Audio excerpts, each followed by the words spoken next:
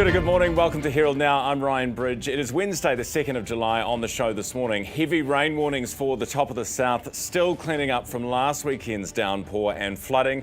We've got a live forecast at the desk, and we're to the Tasman Civil Defence. In Europe, they have the opposite problem. Heat warnings are issued as temperatures soar there into the 40s. We're live to Spain, where there is no rain on the plane. Plus this morning, Donald Trump visits alligator Alcatraz and his big, beautiful bill sneaks through the Senate by the smallest of margins. We're crossing to Washington for what all this means. Plus, ACT's David Seymour and the Greens' Chloe Swarbrick are together. Our political panel this morning, and Chippy here after 7:30. Here's Neva. Herald Now News, powered by News Talk ZB. Our newsroom can reveal the civil engineer who murdered and dismembered his former partner in Auckland has been granted parole.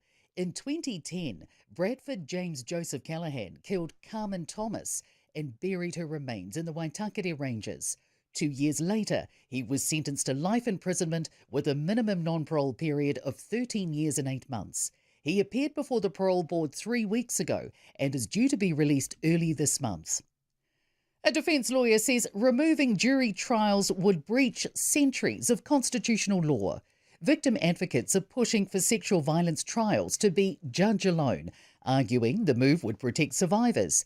But Mari Dyberg KC says the right to trial by jury is enshrined and guaranteed in the Bill of Rights Act. She says the law's history goes back to the signing of the Magna Carta in 1215. Dyberg questions what is so special about sexual violence accusations to be worthy of such monumental change. The US Senate has needed the casting vote of the Vice President to pass Donald Trump's big, beautiful bill. Senate Republicans narrowly approved the President's giant tax and spending cuts package today, after a days-long grind to secure the support of key holdouts. The vote was 50-50 before J.D. Vance making the tie-breaking vote. The Maritime Union believes the government's choice to reuse inter-islander infrastructure could backfire. Winston Peters says an agreement's been reached on the infrastructure needed in Wellington and Picton to accommodate 2 new ferries from 2029. The plans prioritise reusing components such as passenger facilities and walkways. Union spokesperson Victor Billow says in the long run, there's a danger it ends up costing as much as a whole new build. NZTA has now fully taken over road safety camera operation from the police. The agency is now solely responsible for the around 150 speed and red light cameras. NZTA plans to expand it to around 200 cameras by 2027. The police will no longer operate mobile safety camera vans, but will continue to issue speeding fines for offences they detect. The biggest drop in dairy prices so far this year at this morning's global dairy trade auction. Overall prices are down 4.1%. The price of whole milk powder down 5.1%. It's the end of the road for the Jaffa. Sweetmaker RJ's has confirmed they will stop manufacturing Jaffas after declining sales. The chocolate balls, covered with a hard orange shell, have been on our shelves since 1931. Brand strategist Jill Brinston says sales are king. Bottom line is, if people aren't buying enough of these things, then it becomes a cultural relic instead of something that's relevant for Kiwi tastes right now. Herald Now Sport, brought to you by Gold Sport. A grim day for the men's and women's third seeds at Wimbledon. Arthur Rinderknecht has stunned Alexander Zverev, and Jessica Pegula has been ousted by Elisabetta Cocciaretto. Wellington have secured top seeding for the National Basketball League playoffs after beating Canterbury 90-84. ESPN reports NBA MVP Shai Gilgeous-Alexander has agreed to a 4-year, $468 million contract extension with the champion Oklahoma City Thunder, the richest annual salary in league history. You're watching Herald Now, just gone 4 minutes after 7. You know immediately when something makes just good political sense. And you can usually tell not by listening to a minister announce it, but by listening to the opposition oppose it. Crime is the topic du jour this week, of course, and it's one of National's strongest, biggest levers that it can pull. It's one of the few election issues left on which the Nats outpoll Labor. So we get a rolling maul of announcements this week, and the problem for Labor with crime is quite simple. does anyone trust them? The facts are as follows. Crime went nuts. Labor's policy reduced the prison population, which is what makes this such a difficult and hard week for Labor. How do you credibly stand up and argue against longer sentences for those who bash first responders? How do you do that? How do you oppose getting tough on cowed punchers, for goodness sakes? How do you oppose fines for people stealing cuts of meat or booze from the supermarket? The answer for Labor so far has been, you do oppose all of these things. They've come out against almost every single change that has been announced or proposed. And that plays into the perception that they're still weak on crime. You know, we expected them to go to the gym, to toughen up, to come back and crack down, but we're getting the opposite from them. Chris Hipkins responds after news at 7:30. Herald Now weather, brought to you by You Do It Kitchens. Kia ora. After a settled start to the week, today we start to see the beginnings of a change ahead of this next weather system from the north. So there are two things that we'll see today. Firstly, an increase in high cloud, especially for the North Island and the upper half of the South Island. The second thing that we'll see is that increase in northeasterly winds, especially for this evening. Several watches and warnings are already in place for heavy rain and strong winds, mostly from Thursday, but more information can be found on metservice.com. Now, in the far south, it is a crisp start to the day, but look at those daytime temperatures along the coast, double digits for this afternoon. An increase in high cloud will be seen quite prominently through here, but by the evening in Tasman, we could see a few spots of rain. Even though it's going to be quite a cloudy day for the lower North Island, it's actually expected to remain dry, apart from the odd shower towards Taranaki, Maunga. Now, Bay of Plenty, Taupo, have a rain jacket handy. There may be the odd shower for you today. And this evening along the coast, we see those increasing northeasterly winds. It's another cloudy day out here in the upper North Island with the odd shower around as well. But from afternoon, things could actually feel quite muggy as those northeasterly winds bring an increase in humidity. 7:06 on Herald Now. We'll get to Simeon Brown's live press conference after 8 o'clock this morning. He's going to be making another announcement about outsourcing some of our operations to the private sector, which has obviously been going very well. You can expect that he'll extend that this morning. So we'll have Simeon Brown live from the press conference, and then we'll speak to a surgeon straight after. Right now, the top of the South Island is still recovering from the devastating floods of the weekend, and now residents of the Nelson Tasman districts are facing yet another wave of torrential rain. Really not what they need right now. Here to tell us how bad it's going to get, Tapi Makabuklani is on the program from Met Service, meteorologist. Good morning, Tapi.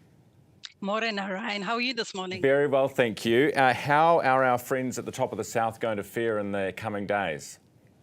Yeah, it feels like we're just catching our breath from last week and already looking forward to the next weather system. So the week started off fairly settled, but of course, as Thursday comes on, that story does change.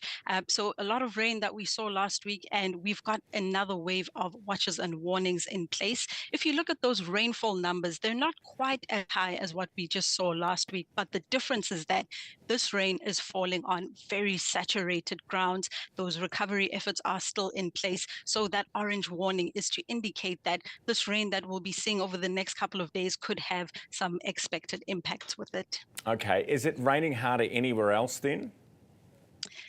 So there are two areas that we're keeping our eye on over the next couple of days. The top of the South Island, as we've just mentioned, but the other area is the northern half of the North Island. So that's places like Taupo, Waikato, Bay of Plenty, and then into Northland as well as Auckland. So those are under some heavy rain watches in place, but the real thing to keep an eye on is that possibility of downpours, those pockets of more intense rain that we could be seeing on Thursday. All right, Tapi, really appreciate your update this morning. That's Tapi Makabuklani from Met Service, meteorologist.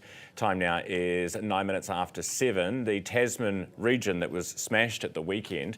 We spoke on the program yesterday to Motueka resident Blue Maloso, whose family has lost everything. That's all that's left of our tiny home. It blew 400 metres from where it originally was onto a neighbour's paddock and into orchards. Where were you when this was happening, Blue? We stayed there as long as we could, and then this is what we came back to the next day. How was it to find this? I mean, we're just looking at it now. Your walls are gone, your floors are gone.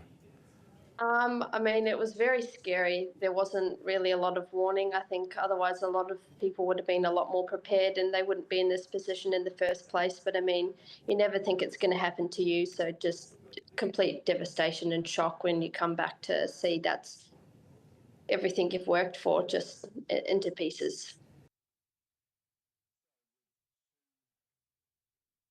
So with 2 severe weather warnings on the way for the next couple of days, Stuart Bryant, Tasman District Deputy Mayor, with us this morning. Stuart, welcome back to the show. First of all, how's the community doing? You've still got people out of their homes.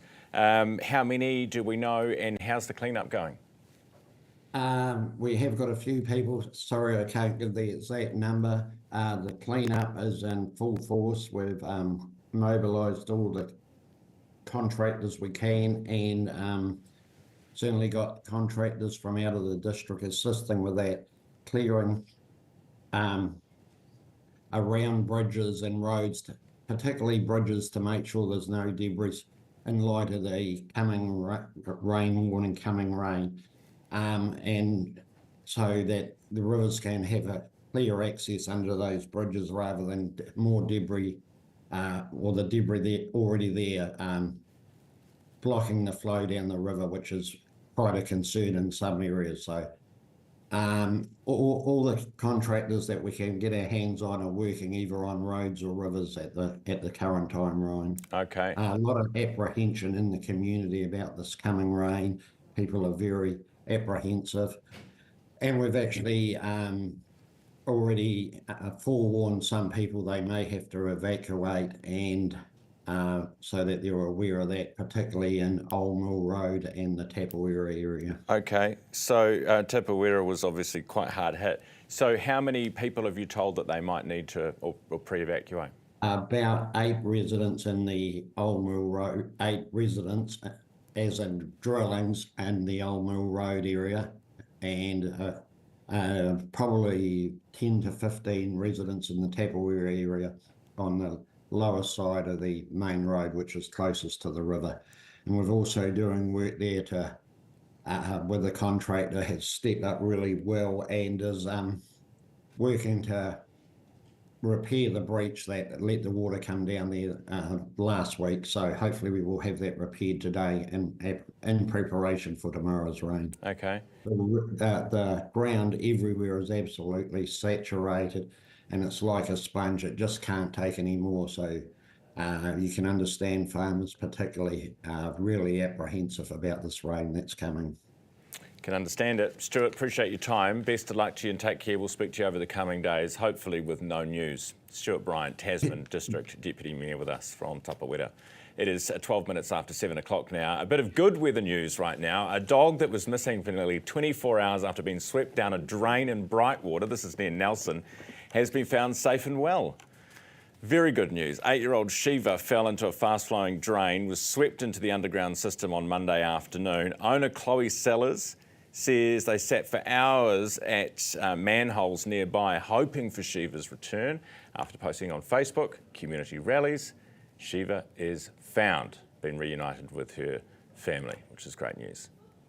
Now, if you've got anything to say about the stories we're covering this morning, flick us an email, ryan@nzherald.co.nz. That's ryan@nzherald.co.nz. The question that I would like to ask this morning is about Jaffas. Why are we not eating them anymore? RJ's has cancelled. Basically, Jaffa's gone.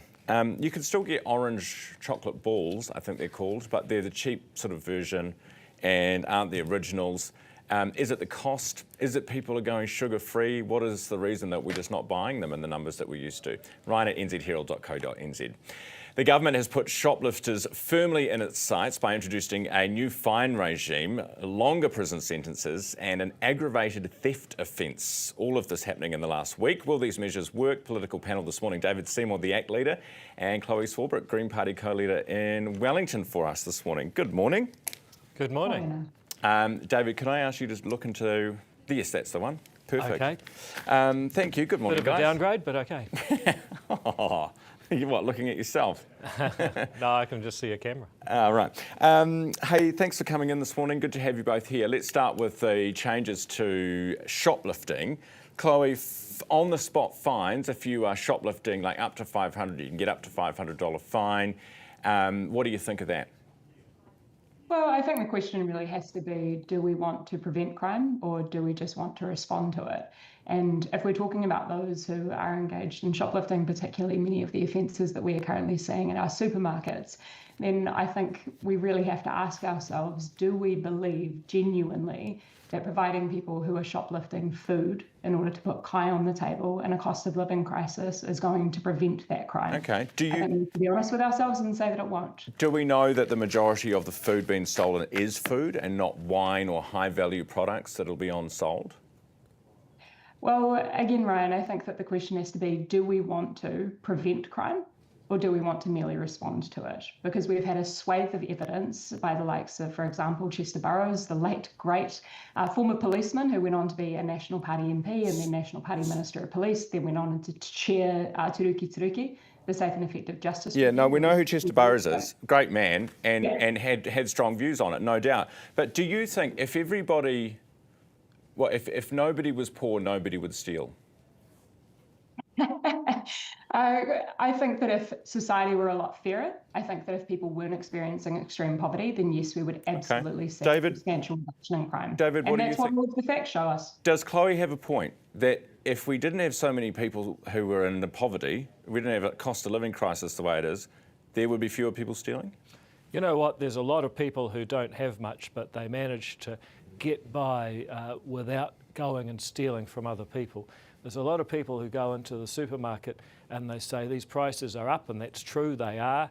But what they may not see is they're partly up, because if you talk to anyone in retail, the amount of what they call shrinkage, or people that leave without paying, means that they've got to put the price up for everyone else who actually does pay. So this is a real issue for people who are actually trying to get by. Things are made worse by people stealing. And when I hear Chloe saying, oh, we just need to prevent crime, let's be honest. She was in government for 6 years. They increased government spending. She wasn't. Oh, okay. 3. You were just sitting behind the people in government. Whatever. No, David, I was actively critiquing the government at the time. Okay. You were a rebel without a cause. But can I get back to the point? They increased spending by $60 billion over 6 years, and shoplifting was never, ever higher than when they were in government. Okay, but now, your plan...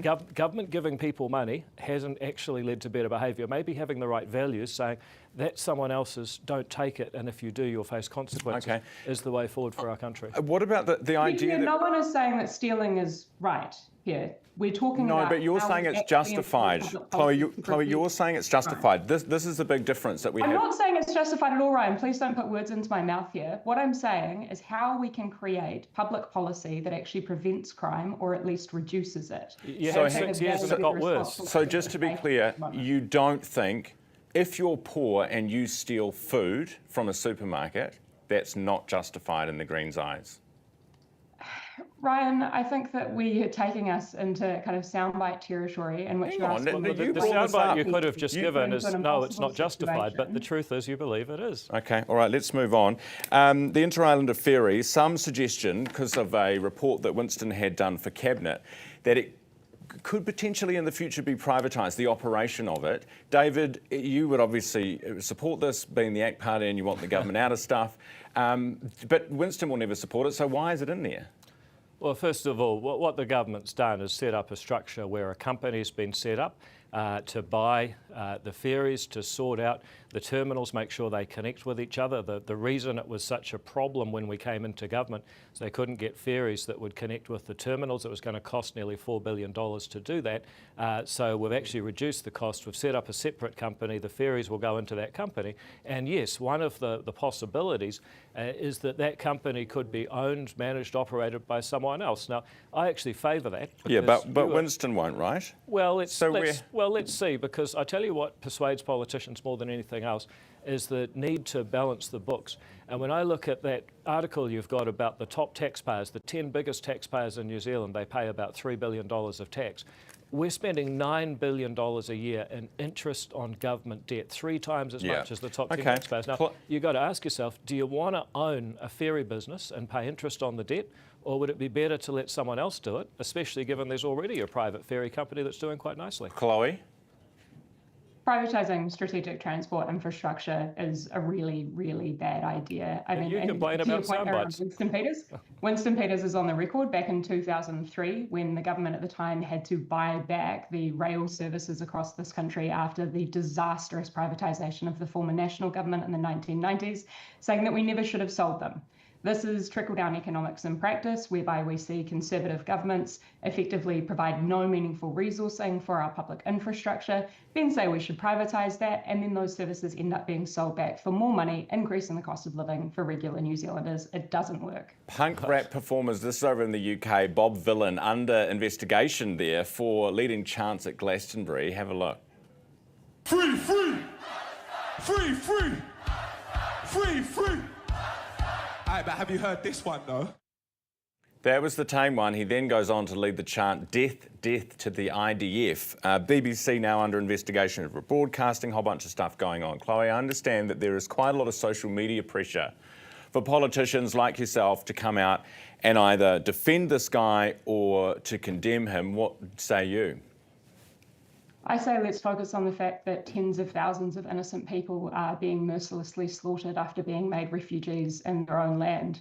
I have been involved in trying to get this government to do the absolute bare minimum in terms of applying sanctions onto Israel for its merciless slaughter of innocent people, the same thing that we did to Russia for its unlawful invasion into an occupation of Ukraine.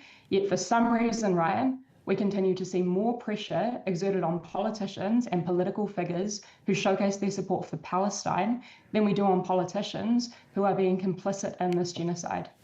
Okay. David, do you condemn what was said, death, death to the IDF? First of all, there are terrible things happening in the Middle East. No one disputes that. I think the way that Chloe simplified it is a little bit unfortunate, but let's and compared it with Russia, that's wrong. But let's just forget all that. My How's question it different is, from Russia, David? Because I'm not going to argue about with you. No, you haven't answered that question at all. And you're the simple, Deputy Prime Minister. How is this different from Russia? Oh, well, I think the basic fact is that Russia attacked Ukraine. I mean, they actually initiated the conflict.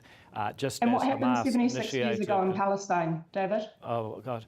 You know what? You could go back 4,000 years. The point is that there are things that are happening that are terrible. The question is, why do we lose our humanity here in New Zealand?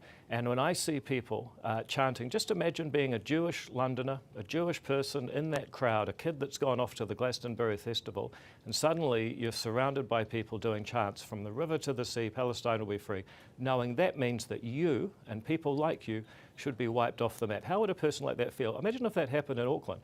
My question for Chloe is, do you actually denounce this? Do you think it's okay to justify losing your humanity in New Zealand because terrible things are happening over there? Because you've led the same chant, Chloe, and I think it's right for you to come forward and say, actually, yes, it's terrible. We all have views about what's happening in the Middle East, but let's uphold our humanity here. And I think you should denounce what they're saying, and you should denounce that kind of behaviour on behalf of any young kid in that crowd, because I can't think of many things more menacing than a crowd that is chanting like that. Chloe, if I denounce that chant, David, yes, will you do the absolute bare minimum in upholding human rights and justice and applying the same logic that you did to Russia? But we shouldn't have. Hang on, guys. Stop trying to avoid the issue. But we shouldn't have to. I'm not avoiding the issue here. The issue here, if I can be crystal clear, the issue here is 100,000 innocent Palestinians being slaughtered. Yeah, totally. But doesn't justify losing our humanity here in New Zealand. I don't think we should be qualifying for either of you. Hang on. Chloe, hang on. I don't think either of you should be qualifying statements. I mean, you can walk and chew gum at the same time. You can say what is happening in Gaza is disgusting and a breach. And we should do something about it. Yeah, but then you can also say you shouldn't chant death to the IDF, Chloe. You shouldn't be chanting death to anybody, Ryan. Good. But this is my point, is that we spend far more time. What about from the river to the sea? Do you denounce that? As opposed to the actual action and inaction from our government. And what I am saying is that this government has sat on its hands for 2 years as innocent people have been mercilessly slaughtered in Gaza. All right, we and have to. refuse The government's apply the taken same multiple logic that they actions. did to Russia. We have to leave it there, team. Thank you so much for coming in this morning. David Seymour, ACT leader, and Chloe Swarbrick, Greens co-leader. Time is 24 minutes after 7. Next, we're live to Washington. Donald Trump's big, beautiful bill has slipped through the Senate. We have Washington Post correspondent Henry Olsen on that next. Then, after 7:30 news, Labor leader Chris Hipkins, what's his take on the government's law and order push? All ahead here on Herald Now. Maximising productivity, what have you got? Well, if we switch to 2 degrees, with Flex for Business, we can instantly manage data usage, employee mobile plans, and cost centre reporting, saving us time and money. Cool. I'll get onto that then.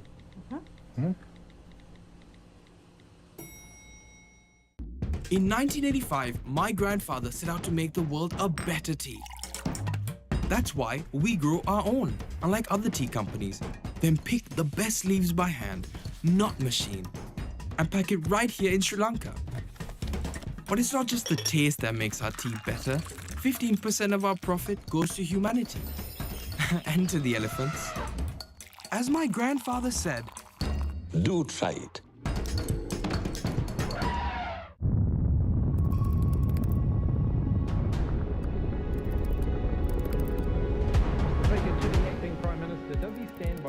You don't shout out like some bunch of clowns. My message to the unions is very clear. Don't use...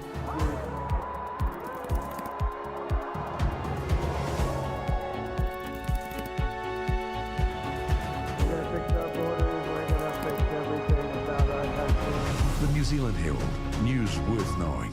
You Do It delivers high-quality New Zealand-made flat-pack DIY kitchen cabinetry. With flexible widths at your fingertips, it makes designing easy. All at an affordable price because you order online and cut out the middleman. You can even upgrade your dream kitchen with You Do It stylish and clever options, like choosing wall cabinets with overhanging doors, or select from a range of pull-out storage solutions. Add premium soft-close drawers and ask to stretch the height, width or depth of your cabinets. Upgrade your kitchen today and head to newsroom.co.nz. Welcome back. We had a terrible global dairy trade auction overnight. I'll get to those numbers for you shortly. Plus, we've got an announcement from Simeon Brown coming after 8 o'clock. This is about anyone who's waiting for a cataract or a knee or another surgery operation. We're getting further details from the Minister this morning on farming them out to the private sector. It looks like they'll be expanding that. More on that after 8. Right now, 26 after 7. US President Donald Trump's been visiting the new migrant detention jail in Florida. It's built in a swamp, and he's calling it Alligator Alcatraz. The alligators are part of the security system, apparently. Trump telling reporters, quote, "The snakes are fast, but the alligators are faster. We're going to teach them how to run away from the alligator. Don't run in a straight line. Your chances go up about 1%. Not a good thing." Actually, if you're running from an alligator, then you should be running in a straight line because they can't run fast forever. I think he's talking about if you're running from a gun, you should go round in circles and left and right. Anyway, 27 after 7 now. While he was there, his big, beautiful bill was passed by the Senate by a single vote. Henry Olsen, a senior fellow, Ethics and Public Policy Centre in Washington, D.C., is with me this morning. Henry, good morning. Good morning. Great to have you on the show. Tell me, this is obviously passed just narrowly in the Senate and came down to the wire. Yeah, the thing is that there's a lot of moving parts, and a lot of people have trouble with the various spending cuts that have been required in order to reduce the cost of the bill.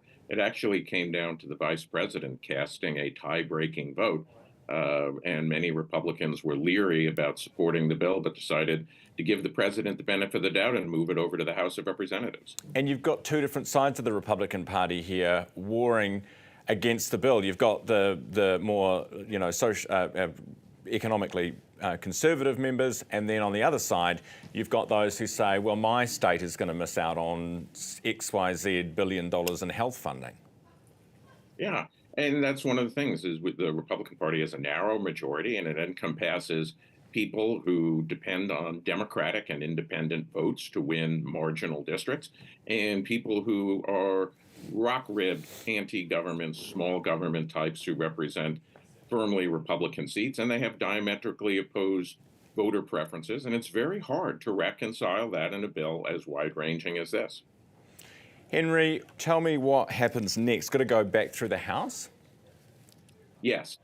Because the Senate dramatically changed the House bill under the Constitution, the House has to consider it, and it is right now supposedly going to the Rules Committee that sets up the rules under which the House can debate it, and it's supposed to be voted on the floor tomorrow. But of course, there's no guarantee that the Republicans can unite behind this new bill that's significantly different than what the House barely passed out a few weeks ago. So it could very well be that we are going into our Independence Day weekend with the fate of the bill up in the air. And of course, that's not what Trump wanted. He wanted this thing done and dusted. What about him and Musk? Because Musk has come out overnight and said he's going to, run against Trump? What's he threatening now? No, what he's threatening is not running against Trump, because, of course, Trump can't run for re-election. Yeah. He's threatening to finance primary challengers to the Republican members of the House and Senate. You know, the way we select our party nominees is not through a closed-door process, the way parliamentary parties and the New Zealand National or Labour Party does, but through massive, high-spending voter contests called primary elections. He's saying that he's going to fund primary elections to defeat these people if it's the last thing he does on earth, to quote his post on X. And that could cost him a lot of money, and I suspect will be rather futile, because polls show that Republican voters prefer Donald Trump's ideas to Elon Musk's by a substantial margin. So we'll see if he goes through with it, but that's the latest threat in the running soap opera between Elon and Don. Henry, appreciate your analysis this morning. Thank you, Henry Olsen, Senior Fellow, Ethics and Public Policy Centre in Washington, D.C. on Trump's big, beautiful bill, which has narrowly passed the Senate, now goes back to the House. As Henry said, it was changed quite a lot in the Senate process, so now goes back to the House because they have to relook at it. You're watching Herald Now. It is just gone 7:30, and here's headlines with Neva. Herald Now News. Powered by Newstalk ZB. Our newsroom can reveal the civil engineer who murdered and dismembered his former partner in Auckland has been granted parole. In 2010, Bradford James Joseph Callaghan killed Carmen Thomas and buried her remains in the Waitakere Ranges.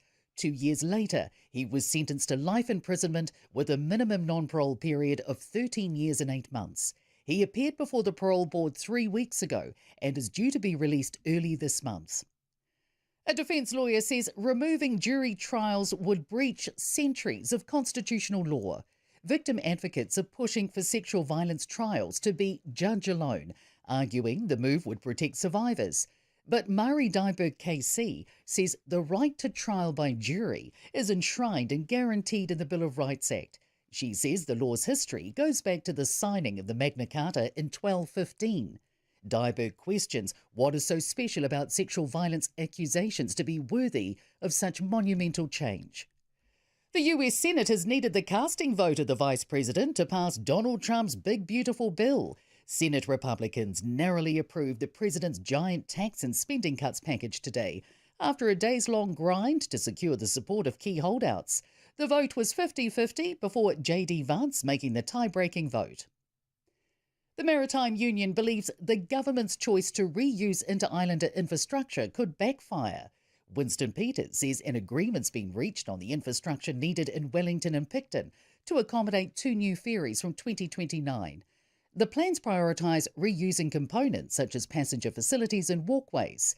Union spokesperson Victor Billow says in the long run, there's a danger it ends up costing as much as a whole new build.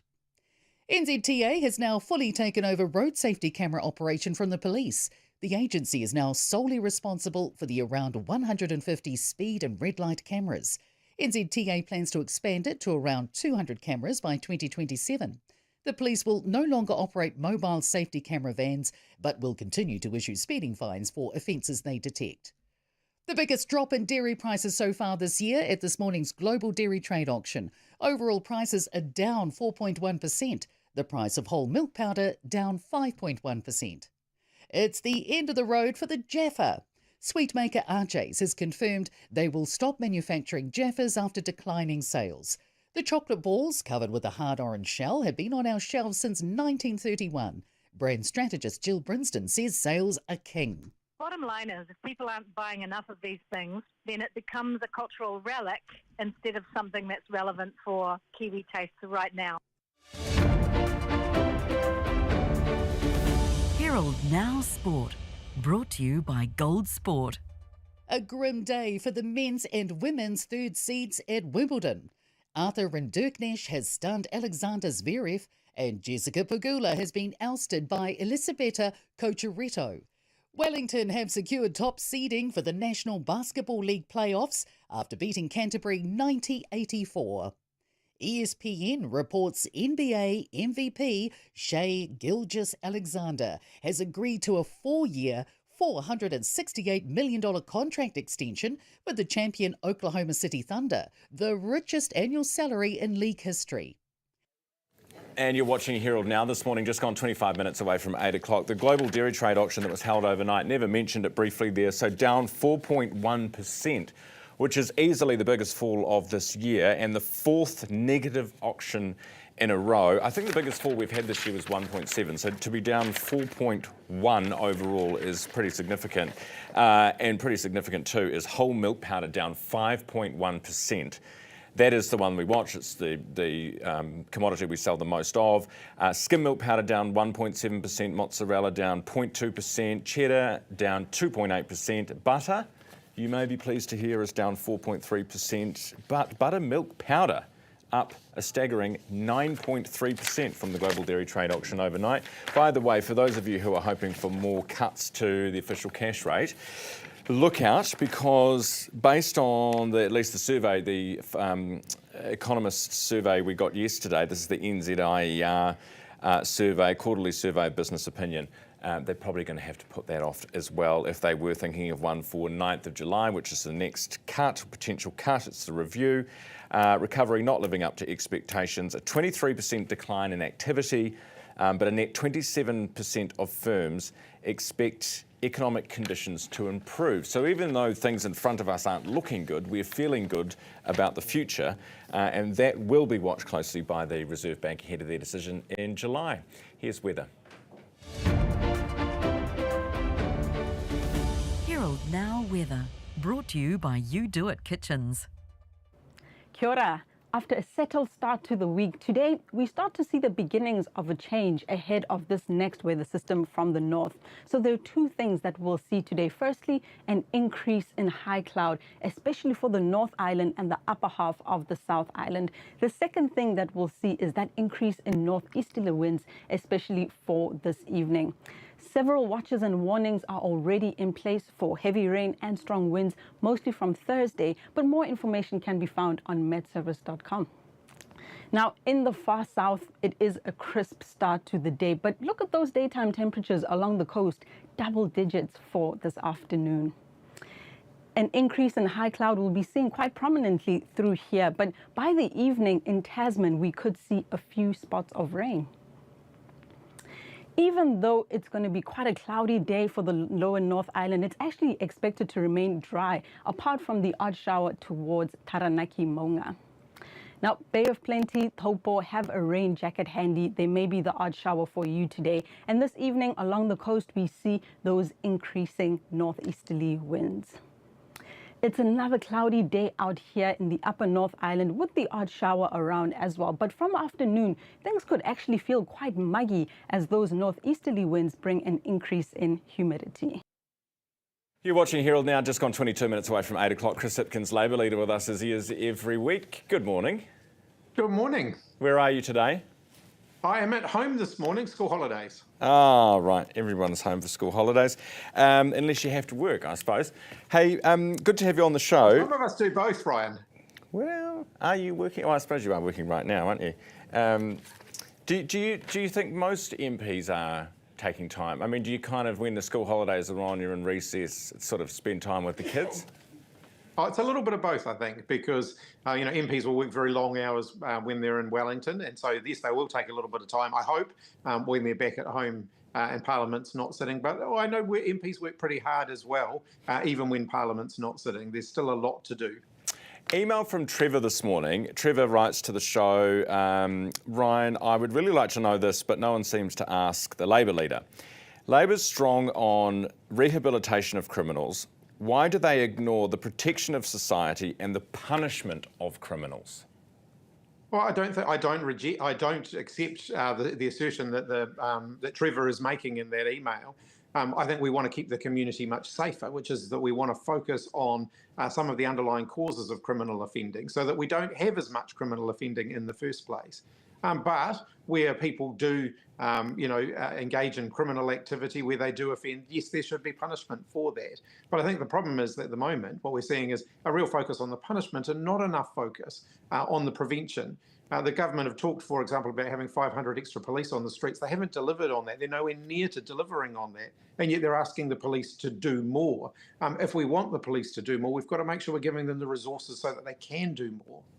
When it comes to the prevention of crime and the root causes of crime, out of 10, what would you rate your party's success over 6 years? It was very mixed. I'm not going to give it a number, but it was very mixed. But we did find some things that were working. So in the case of young offenders, for example, the circuit breaker initiative that we put in place, and we did it towards the end of our time in government, post-COVID, we put that circuit breaker initiative in place. And from memory, the numbers were very encouraging. About 75% of the young people involved in that didn't go on to reoffend. That still means that it didn't work for absolutely everyone. So we still had a group that we needed to do more with. But those are the sorts of things that I think the government should be focused on expanding, as well as making sure that the criminal justice system is working effectively. We've also got to make sure that we're working to do the things that we know work when it comes to preventing crime in the first place. Were any of the crime stats better once you left office? As I said, towards the end of our time in government, we had that post-COVID-19 spike in crime. We did do some new things, including the circuit breaker initiative. Those things were working. They were showing really positive signs of progress. And so we knew we had more work to do in that area. So just to clarify, were any of them better? If you look at overall victimisations in New Zealand, they've been trending down for several decades now. But post-COVID, as every other country did around the world, we saw an escalation in crime again, and that meant that the government had more work to do. So COVID's fault.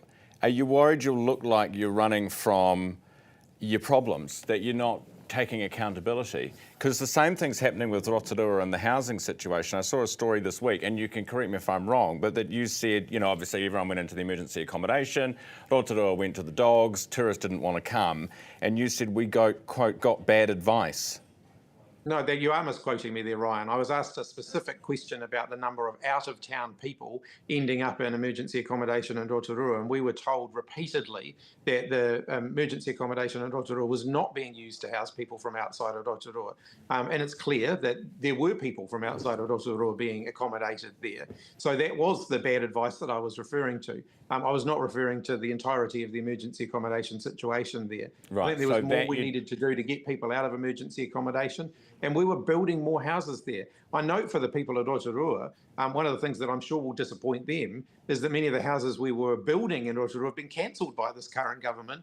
And as a result, where are they going to put people if not in emergency accommodation, if they're cancelling the building of new houses? Yeah, but do you see what the problem is here? That you keep saying we were on the way to making things better, but all the things you mentioned were worse than when you started anyway. Well, if you look at the number of new houses that we built almost a record number of new public houses, new social houses, new state houses, call them what you will, during our term in government. Now, if the national government before us had built that same number of, extra state houses at that same level, we wouldn't have a homelessness problem in New Zealand. So these are problems that have been decades in the making. They're not going to be solved immediately. The same thing is with crime. This government have been in office for a year and a half. They haven't solved the problems because there aren't instant quick fixes to them. Yeah. These are things that are going to take time to solve. Okay. Well, Duncan Webb says that under the Sentencing Act changes that have been made, harsher penalties don't deter crime. Can you confirm Labor will never increase sentences or penalties for crime?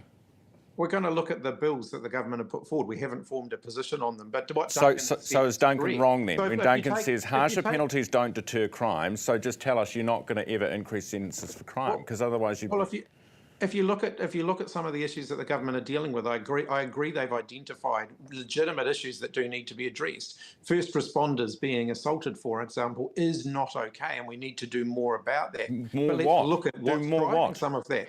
So, Well, hang on. What do you mean, what's driving? I mean, what specifically drives somebody to punch a paramedic in the face? Well, I was just about to get to that, Ryan. If you look at the number of call-outs that paramedics are doing now for people who are in a high state of mental distress, that number is continuing to increase. Now, saying to someone, we're going to punish you more severely because of your actions that you take when you're severely mentally distressed, isn't going to change what that person is going to do. We've got to look at the fact that we've got far too many people ending up in a situation where they're highly mentally distressed, and our paramedics, our police, our frontline responders are the ones that are having to pick up the pieces of that. Yeah, but they're the ones saying that they need more protection. I mean, do you accept, if somebody is nuts and punches paramedics in the face, if they are behind bars, they're not punching paramedics in the face, are they? Well, somehow they... Do you really think that the solution to mental health is to lock up people with mental health problems? Well, no, but what I'm saying is, are that's, we that's what you've asserted. No. What you just said, Ryan. Hang on. What I'm asking you, are we at a point as a society where it doesn't matter anymore whether they're mad, bad or sad? If crime is at a point where paramedics are getting punched in the face at call-outs, then something has to be done about it, and it's not having paramedics continually punched in the face. So if you look at it, so what have the government done here? If someone has willfully assaulted a paramedic, they can already be charged with assault. They can already be subject to the sort of sentences that the government are talking about in this legislation. What's the reason that they're not in many cases? It's because of the underlying mental health issues. Introducing a new category of offence, which they also won't end up being prosecuted for because of their state of mental distress, it's not going to change one thing for those frontline paramedics. We've got to focus on dealing with the problem. If we want those paramedics to be safer, then let's deal with the underlying thing that's making them not safe. Appreciate your time this morning, Chris. So last time we came, it was your kitchen bench. This time it's your couch. I'm just nervous where we're going next in the household. Oh no, I think we'll stick with the lounge. Thanks very much. That's Chris Hipkins, Labor leader, with us this morning, just gone 14 minutes away from 8 now. Next, Garth Bray with the latest business news, thanks to our partners 2 Degrees. And later, we're live to the first All Blacks camp of the year with Herald rugby reporter Liam Napier. Straight ahead. Are you considering a DIY kitchen, but just not sure if you can do it? Well, it's not as hard as you think. With You Do It DIY Kitchens, you're in safe hands. And the customer support team really know their stuff. After all, they design and manufacture everything here in New Zealand. You do it, and you save money. So choose You Do It, the affordable DIY Kiwi kitchen with a great reputation. Visit newsroom.co.nz.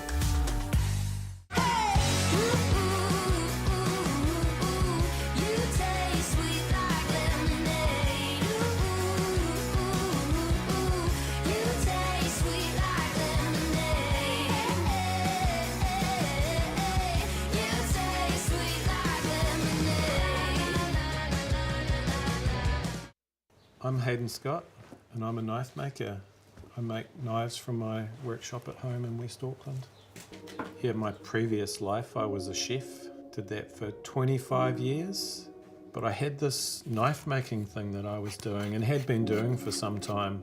And so that transition from finishing that 25-year career and taking the plunge into full-time knife maker, I had been building up to that, but I still had to take a leap.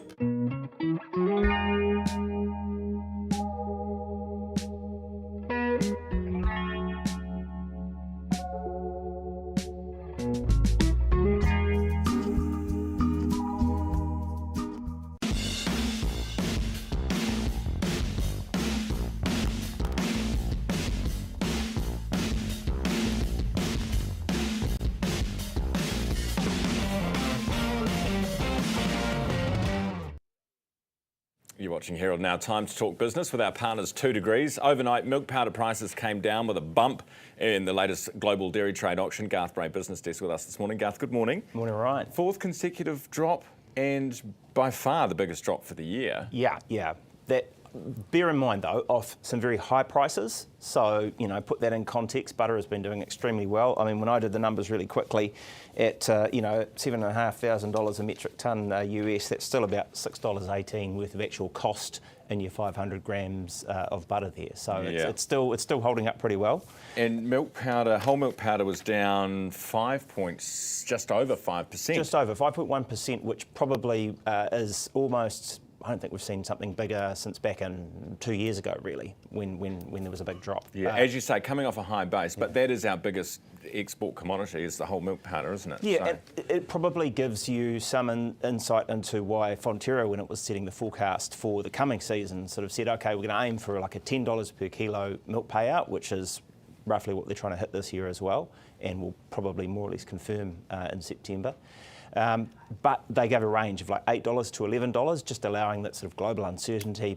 The state of the world economy might mean that those prices come down. I mean, interesting, they put some collection figures out yesterday. I think the last season was Fonterra's biggest season for milk collection in New Zealand in 5 years, 1.5 billion kilos of milk solids. Wow. So staggering numbers. Yeah, it is. And as the rest of the world, other parts of the world have been obviously had to pull back, we've got the supply and the price is good, and so things are great. Despite some dry conditions as well. Yes. Yeah. Now, retailers doing it tough, blaming, speaking of conditions, weather conditions for the warehouse. Yeah, right. I guess this is a downgrade to their earnings guidance that came out yesterday, suggesting that their full year to August, they could either make or lose $5 million. So quite a big range there to pick across. And they're basically talking about a delayed winter being a factor there. And I guess there's some sympathy for that. The market reaction was, yeah, well, fair enough. If you're a big retailer, you're ordering well in advance usually to get supply. If the season doesn't quite pan out the way you thought it was, you're sitting on a lot of stock, you're paying for that. It's too warm at the moment to sell enough heaters or whatever. Buy your beanies and buy your winter woolies and all that kind of stuff.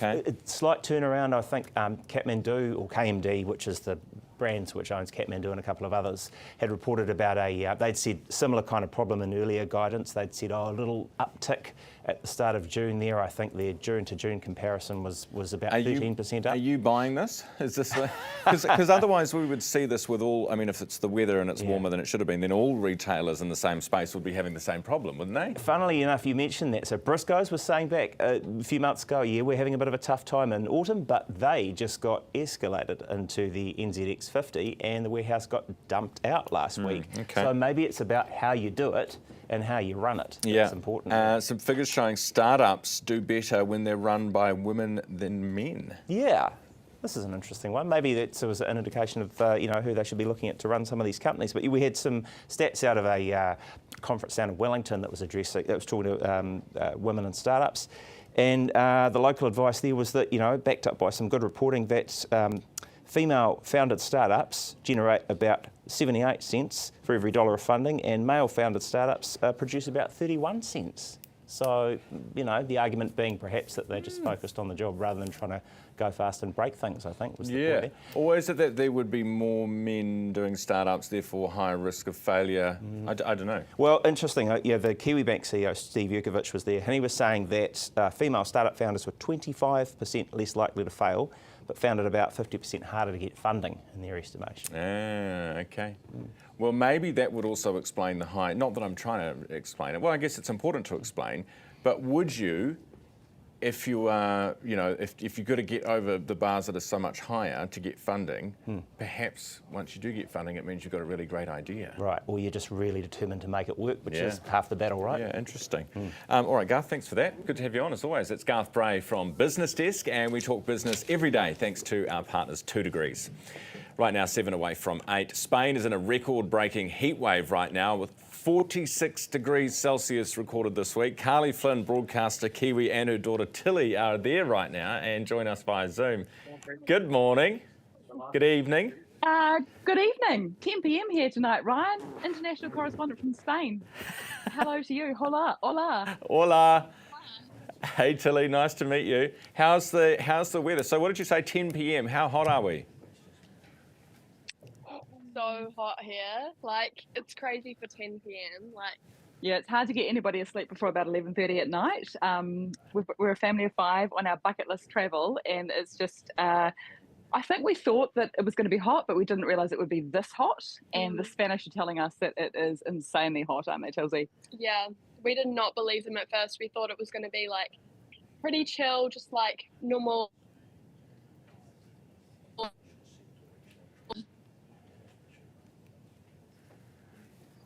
Oh, we're losing the Zoom a little bit there.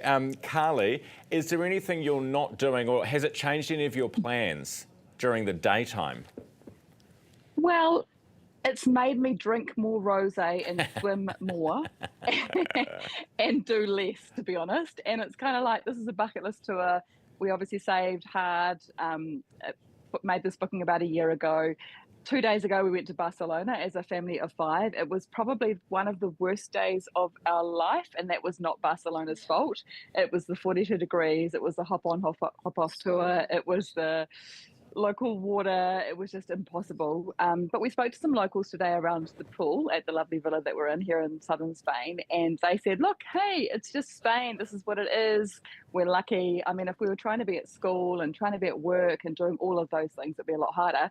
But really, we're just having tapas and siestas and reading and lying by pools. So this Kiwi family ain't suffering too bad. Sounds horrible. It sounds horrible, Carly and Tilly. Hey, lovely to check in with you guys. Look after yourselves and enjoy your trip of a lifetime. Thank you. Fantastic. Thanks so much. Hi to everyone in New Zealand. Enjoy.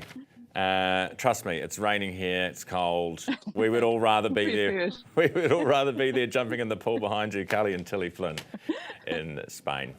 Time to talk personal finance now, just gone 5 away from 8. Thanks to our partners, Forsyth Bar. We've talked a lot recently about how business confidence is on the rise, and the latest research from Forsyth Bar reflects this. They've just published the latest edition of their Pulse of New Zealand Business Survey.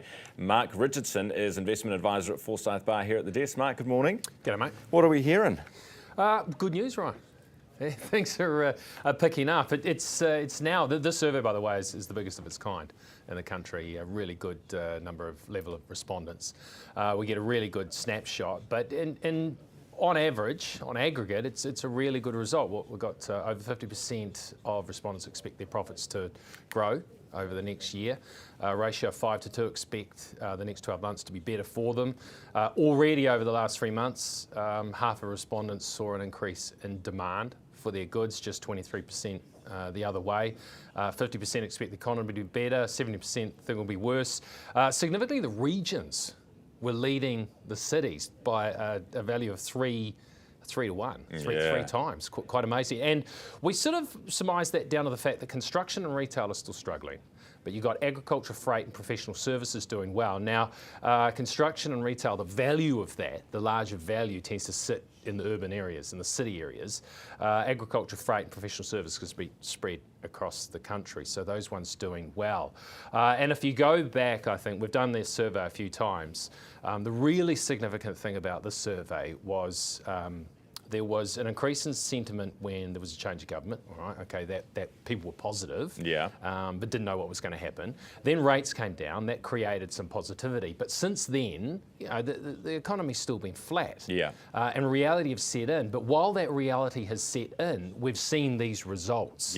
So it would suggest that we are at the start of a decent recovery, which is encouraging. Good. Yeah, and it was always going to be a bit patchy getting out of it. You know, like it's not smooth sailing out of a. It's never linear, is it? No, nothing goes in a straight line. No, but this is a reason for optimism, and this is despite the Trump stuff. This is post all of that tariffs. So this is people saying, you know what, to hell with that. We're actually feeling pretty good about the future. So this sets a playing field in my space, and you know what we're trying. We're hoping for some results from the New Zealand market, but what you have to be aware of is the market is forward-looking. So when you get these positive results like this, in some areas and some sectors, maybe that has already been priced into share prices. So what we are trying to do, and why it's important to have someone with a big research machine behind them, like a Forsyth Bar, is you're looking for areas where that growth is not quite factored into the share price. Or you're looking at ones where, yes, there has been a bump in share price, but we expect in that sector earnings to continue to grow. And those are the things you're looking to invest your money. Like construction. Where are we at with construction? Because we expect it to come back at some point. And it's important. So would you buy now? You know. Well, in the right ones. Construction is something that tends to follow the cycle. It seems to pick up late in the cycle. Retail, once the cycle is good, retail, let's say, sits sort of in the middle. So your sectors that tend to indicate and get onto the cycle and start to improve early in the cycle are things like professional services, so auditing, accounting, consultancy, that sort of stuff. Freight and agriculture, of course, is doing well. The other thing you've got to be very aware of, though, while we're excited about the prospects of our New Zealand market and finding the businesses that are undervalued that are going to really do well if the cycle is turning, the New Zealand market is only 0.2%. Of world markets. So you can't get overly focused. No. You've still got to be aware that there is a world of opportunity outside that. Mark, good to have you in the studio. Cheers, mate. Take care. That's Mark Richardson, who's with Forsyth Bar Investment Advisor. Thanks to our partners, Forsyth Bar. It's coming up to 8 o'clock, and I'm 1 minute away, and this is a bugger to 8 o'clock, so let's just quickly do a tiny little sneak peek. This is an announcement from Simeon Brown, Minister of Health. So you know how they've been outsourcing a whole bunch of operations to the private sector. This is things like cataracts and simpler operations, you would have to say. They're not complicated ones. So the government is going to be expanding this program. This is elective boost, everything's something boost. Government today announcing 21,000 more elective procedures over the next year through its elective boost program. With over 215,000 procedures set to go ahead over the next year, more than 21,000 more than previously planned. Wait times will reduce, says the Minister, helping more Kiwis access life-changing operations. So we'll hear from the Minister shortly, and we will hear reaction from a surgeon in Christchurch too. Right now, it's 8 o'clock.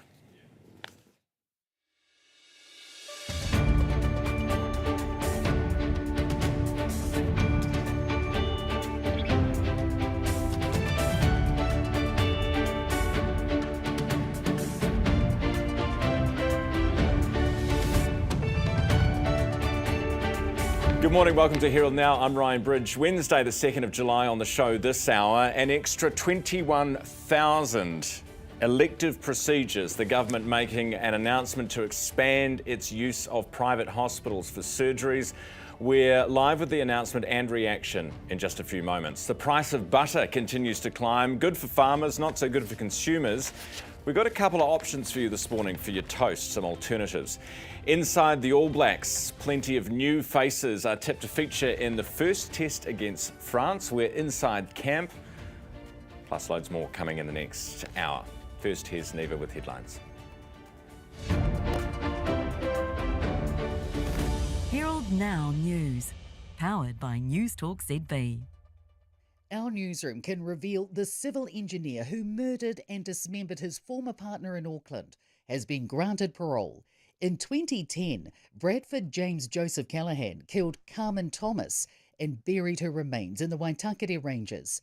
2 years later, he was sentenced to life imprisonment with a minimum non-parole period of 13 years and 8 months. He appeared before the parole board 3 weeks ago and is due to be released early this month. A defence lawyer says removing jury trials would breach centuries of constitutional law. Victim advocates are pushing for sexual violence trials to be judge alone, arguing the move would protect survivors. But Mari Dyberg KC says the right to trial by jury is enshrined and guaranteed in the Bill of Rights Act. She says the law's history goes back to the signing of the Magna Carta in 1215. Dyberg questions what is so special about sexual violence accusations to be worthy of such monumental change. The US Senate has needed the casting vote of the Vice President to pass Donald Trump's big, beautiful bill. Senate Republicans narrowly approved the President's giant tax and spending cuts package today, after a days-long grind to secure the support of key holdouts. The vote was 50-50 before J.D. Vance making the tie-breaking vote. You're watching Herald Now. We'll interrupt those headlines from Neva for just a second. Simeon Brown, the Health Minister, delivering an announcement about elective surgeries across the country. Let's tune in. And we're here to announce the Health New Zealand's increased elective surgeries over the coming financial year, where health...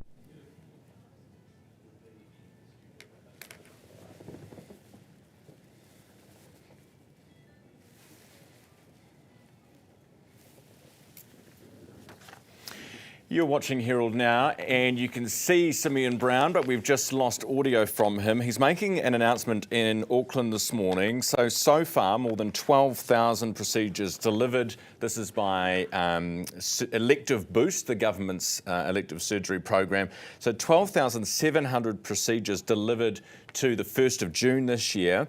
That outpaces the target, which was 10,579. So an extra couple of thousand surgeries performed. This is to June 1st, and the government announcing they have further funding for further elective surgeries, an extra 21,000 over the next year through this program, through this scheme. And you would have to say that will be very popular with people who have been on the waiting list. Most of these people, by the way, were on the waiting list for more than 4 months. So waiting at the longer end of the wait list. And statements of work issued to 60 private providers to deliver surgery at consistent national rates has been issued. That's basically a deal between the government and the private hospitals for them to do a little bit more. So we'll come back to Simeon once we've fixed our wee issue, and we will also hear from a surgeon in Christchurch for their reaction. First, let's get an update on the weather. Tapi is with us from Met Service. Herald Now weather, brought to you by You Do It Kitchens. Kia ora. After a settled start to the week, today we start to see the beginnings of a change ahead of this next weather system from the north. So there are two things that we'll see today. Firstly, an increase in high cloud, especially for the North Island and the upper half of the South Island. The second thing that we'll see is that increase in northeasterly winds, especially for this evening. Several watches and warnings are already in place for heavy rain and strong winds, mostly from Thursday, but more information can be found on metservice.com. Now, in the far south, it is a crisp start to the day, but look at those daytime temperatures along the coast, double digits for this afternoon. An increase in high cloud will be seen quite prominently through here, but by the evening in Tasman, we could see a few spots of rain. Even though it's going to be quite a cloudy day for the lower North Island, it's actually expected to remain dry, apart from the odd shower towards Taranaki Maunga. Now, Bay of Plenty, Taupo have a rain jacket handy. There may be the odd shower for you today. And this evening along the coast, we see those increasing northeasterly winds. It's another cloudy day out here in the upper North Island with the odd shower around as well. But from afternoon, things could actually feel quite muggy as those northeasterly winds bring an increase in humidity. You're watching Herald Now. It's just gone 6 after 8. We'll return now to the Health Minister, Simeon Brown, who's making an announcement on extending elective boost. Take a look. The number of people waiting over 4 months under the last government. And so the elective boost has made a big difference. Obviously, the Q2 data, which will be released in coming months once it's been validated. But we've seen a reduction in the wait lists over 4 months in the last few months as we've been doing the elective boost. This is about making sure we meet our milestone next year of 67% being seen within 4 months, but we actually want to surpass that milestone. We actually want to go well beyond that milestone over the next year because Kiwis are waiting too long. That's the reality. And as I said, we are partnering with both the public system and the private system to reduce those wait lists. Minister, if you've seen a reduction in the wait list, what is that number that it's been reduced to? Well, we're measuring it by what percentage of patients are waiting more than 4 months. So when we left office in 2017, there was just around 1,000 patients waiting more than 4 months. And when we came to office in 2023, that number had blown out to 27,000, a 2,500% increase. We're now focused on getting that reduced. We've seen good progress with the elective boost. As I said, we promised 10,500 surgeries by the 30th of June. We surpassed that to 12,500 additional by the 1st of June. This is about confirming the plan for the next year and delivering more for patients so that fewer are waiting beyond that wait list target. How much is this going to cost, and are you actually going to be able to make this goal under that budget? Well, the government has allocated $1.37 billion additional to health in New Zealand in this year's budget. And of that, around $170 million is being allocated to ensure we can deliver more elective treatments. And that's both across the public system and the private system, making sure that when this thing opens, it's humming, and also delivering through our private surgical hospitals, unlocking capacity so that patients can get seen. Have you read the Auditor General's report from last week, in particular the comments focusing on the potential risks there? Look, I have read the report, and look, my view on that report, there's a number of very helpful comments and things which I think Health New Zealand needs to focus on. But ultimately, this is about getting patients seen. The only way to fix these issues is by delivering more surgeries. So I'm focused on surgeries, focused on treatments, and that is the only way to reduce wait lists is by delivering more. And we make no apology for utilising our private sector partners and unlocking capacity in the public system so we can get more patients seen. And if you look at, of those 60 panel agreements that have been signed, they are across the country. There are panel agreements all over the country with private surgical hospitals so that we can ensure we meet those targets, not just in Auckland, but in Wellington, Christchurch, but in all parts of the country. We're focused on delivering for patients. One of the concerns was that outsourcing. So you're listening to Simeon Brown, the Health Minister, announce further funding, further taxpayer funding for private sector elective surgeries coming from the public sector into the private hospitals to get done. An extra 21,000 elective procedures over the next year through the Elective Boost program, also celebrating a bit of a milestone, in fact beating the target for the year 1st June. More than 12,700 procedures were delivered, outpacing the target of 10,500. So ahead by 2,000 there. Listening to that was Chris Wakeman, surgeon in Christchurch, who's with us this morning.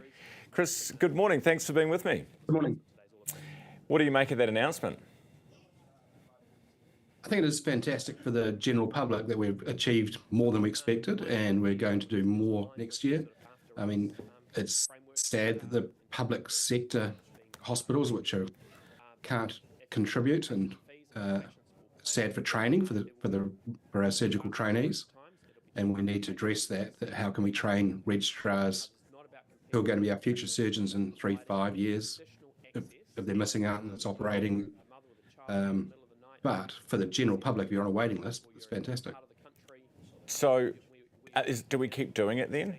I mean, if is the cost to the training side of it worth the price of, or I suppose the benefit of having faster surgeries? In the long term, you'd like to think that these cases will return to the public sector, but the problem is the public sector is so inefficient.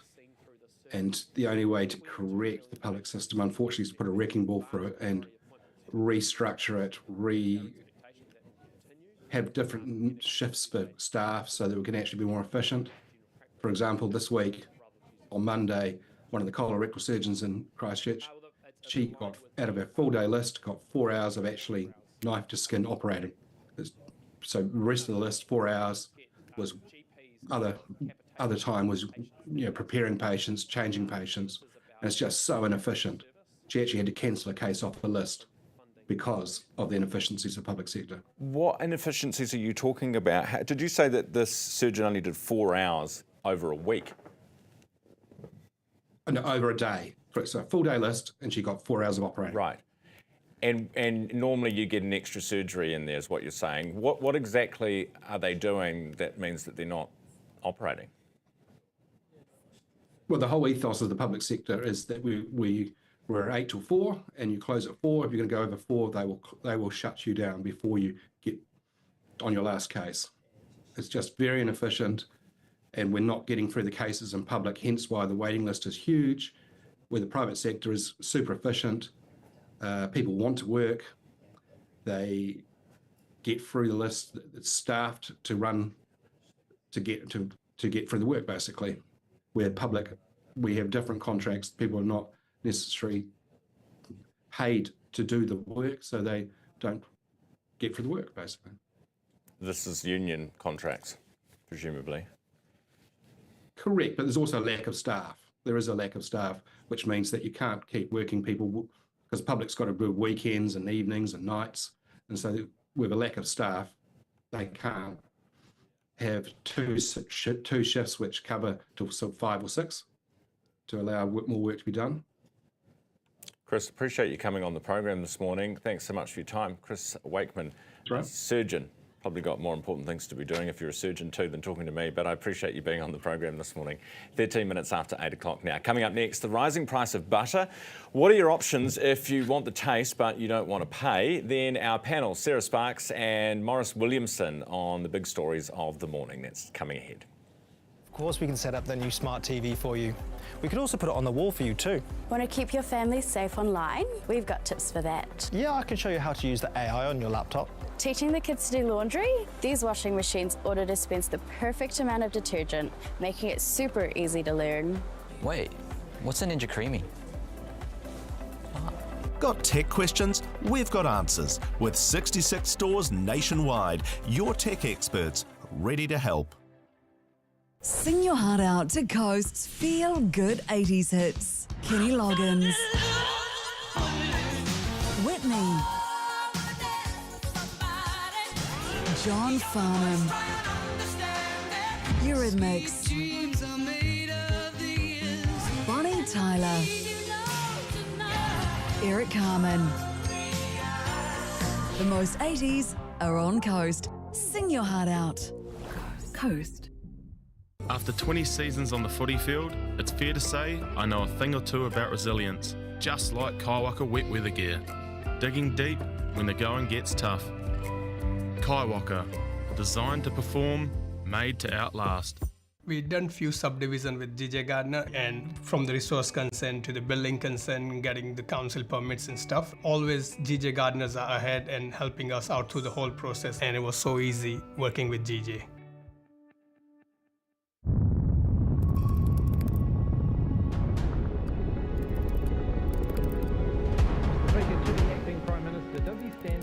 You don't shout out like some bunch of clowns. My message to the unions is very clear. Don't use...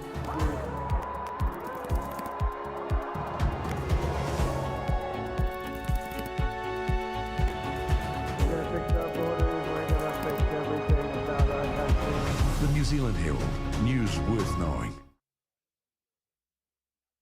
Welcome back. Some things just taste better with butter. Pretty much everything. But with a 500 gram block of butter spotted at more than $18 at one supermarket in Auckland, a lot of us are probably skipping out on a slathering on our toast this week. So how do we get around it? John Duffy, Consumer NZ Chief Executive, here to tell us. Hey, John. Morning. Good morning. Are you having butter on your toast this morning? What are you doing? I'm not actually. I actually had some muesli for breakfast, so didn't need butter. What are your alternative? You got life hacks for us this morning. What's your alternative? Marge? Yeah, so margarine, but also you can, for those who have the time and the knowledge, you can make your own types of butter blends. So you can use a mix of cream and vegetable oil. Yogurt is also a good substitute as well. But look, let's be honest, nothing's quite the same as butter, is it? Yeah, yogurt. What, are you going to put yogurt on toast? Well, you can mix it with oil, and apparently it's good. Look, I've not done it, but my team advised me that is a potential hack. So probably for to baking. the good people of New Zealand. Yeah, probably good for baking. Yeah, potentially. Yeah. So, I mean, the reality is there's no real way around it, is there? I mean, if you want butter, you got to pay for it. And unfortunately, at the moment, it's expensive. Yeah, well, there's a couple of things happening, I think. So, the butter that was priced at $18.29, that was a semi-soft butter. So that's usually a little bit more expensive than your standard block of 500 gram butter. So first thing you can do is seek out the non-premium type of butter, which is a little bit cheaper. But even then, a block of normal butter is edging up towards $10 at the moment, and that's those are quite historic highs. We buy milk, cream, and butter at a global price, so it's influenced by how well our exporters are going and what overseas buyers are willing to pay for that product. So unfortunately, we kind of pay the same as the rest of the world, and that tends to irk people who see New Zealand as a major dairy producing nation, and quite rightly ask, well, how come it's not cheaper at home because we don't have all those export costs added on? So it is constantly a source of annoyance for people, I think. Yeah, which you can understand, but I mean, it's basic economics, isn't it? I mean, we export 90% of what we produce. as opposed to other countries who might not be as susceptible to the international price, right?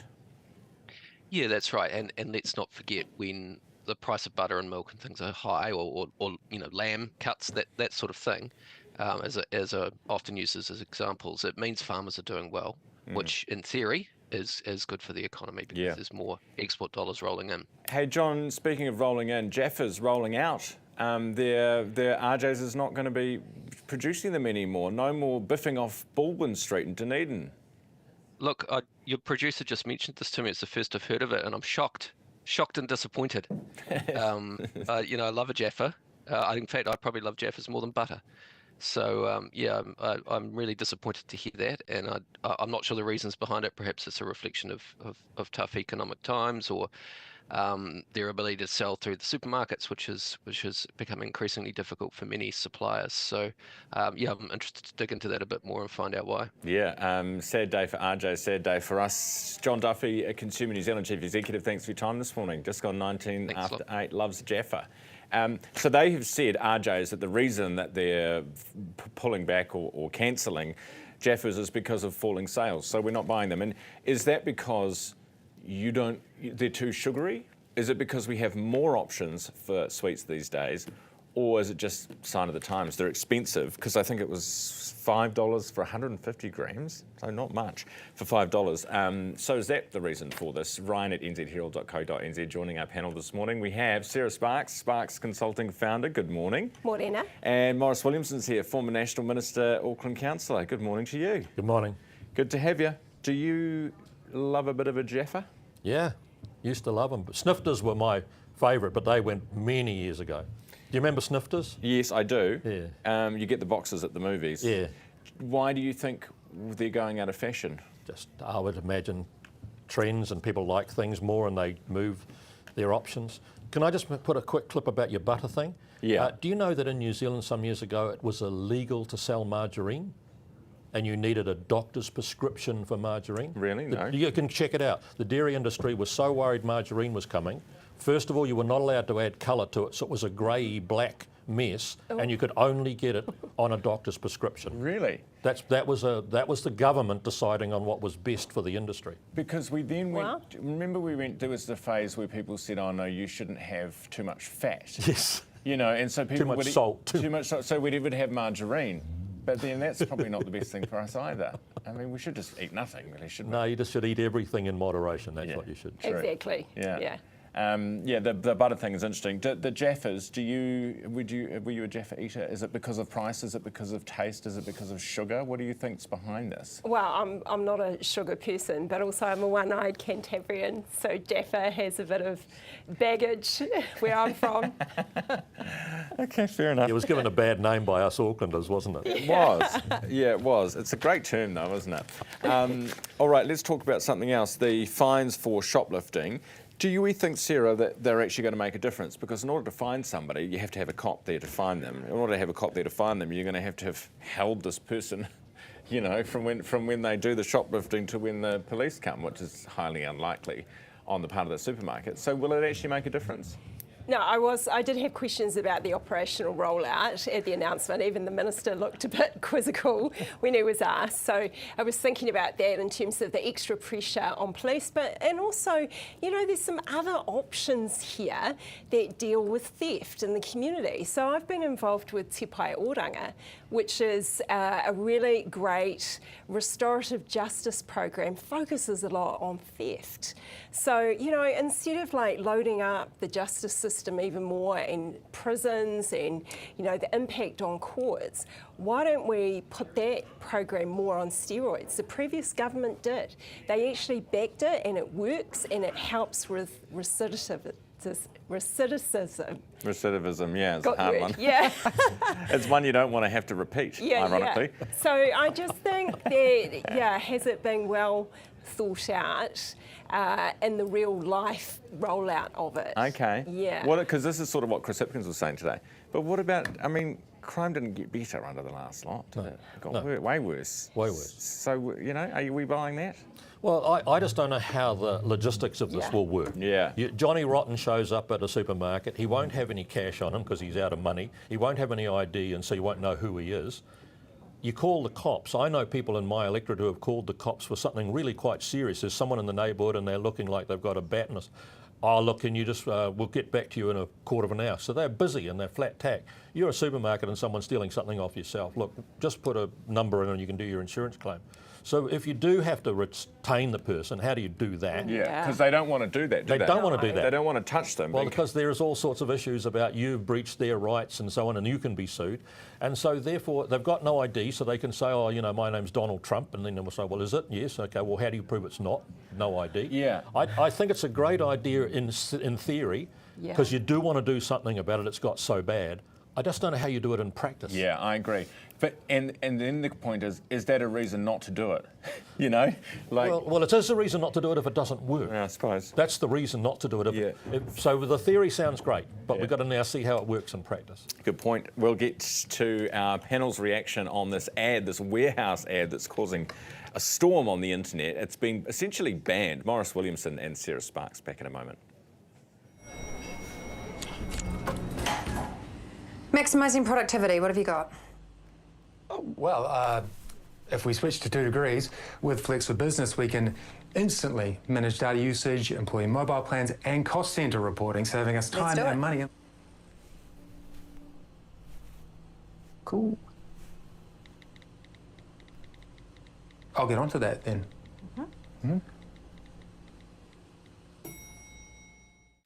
In 1985, my grandfather set out to make the world a better tea. That's why we grow our own, unlike other tea companies. Then pick the best leaves by hand, not machine, and pack it right here in Sri Lanka. But it's not just the taste that makes our tea better. 15% of our profit goes to humanity and to the elephants. As my grandfather said, do try it.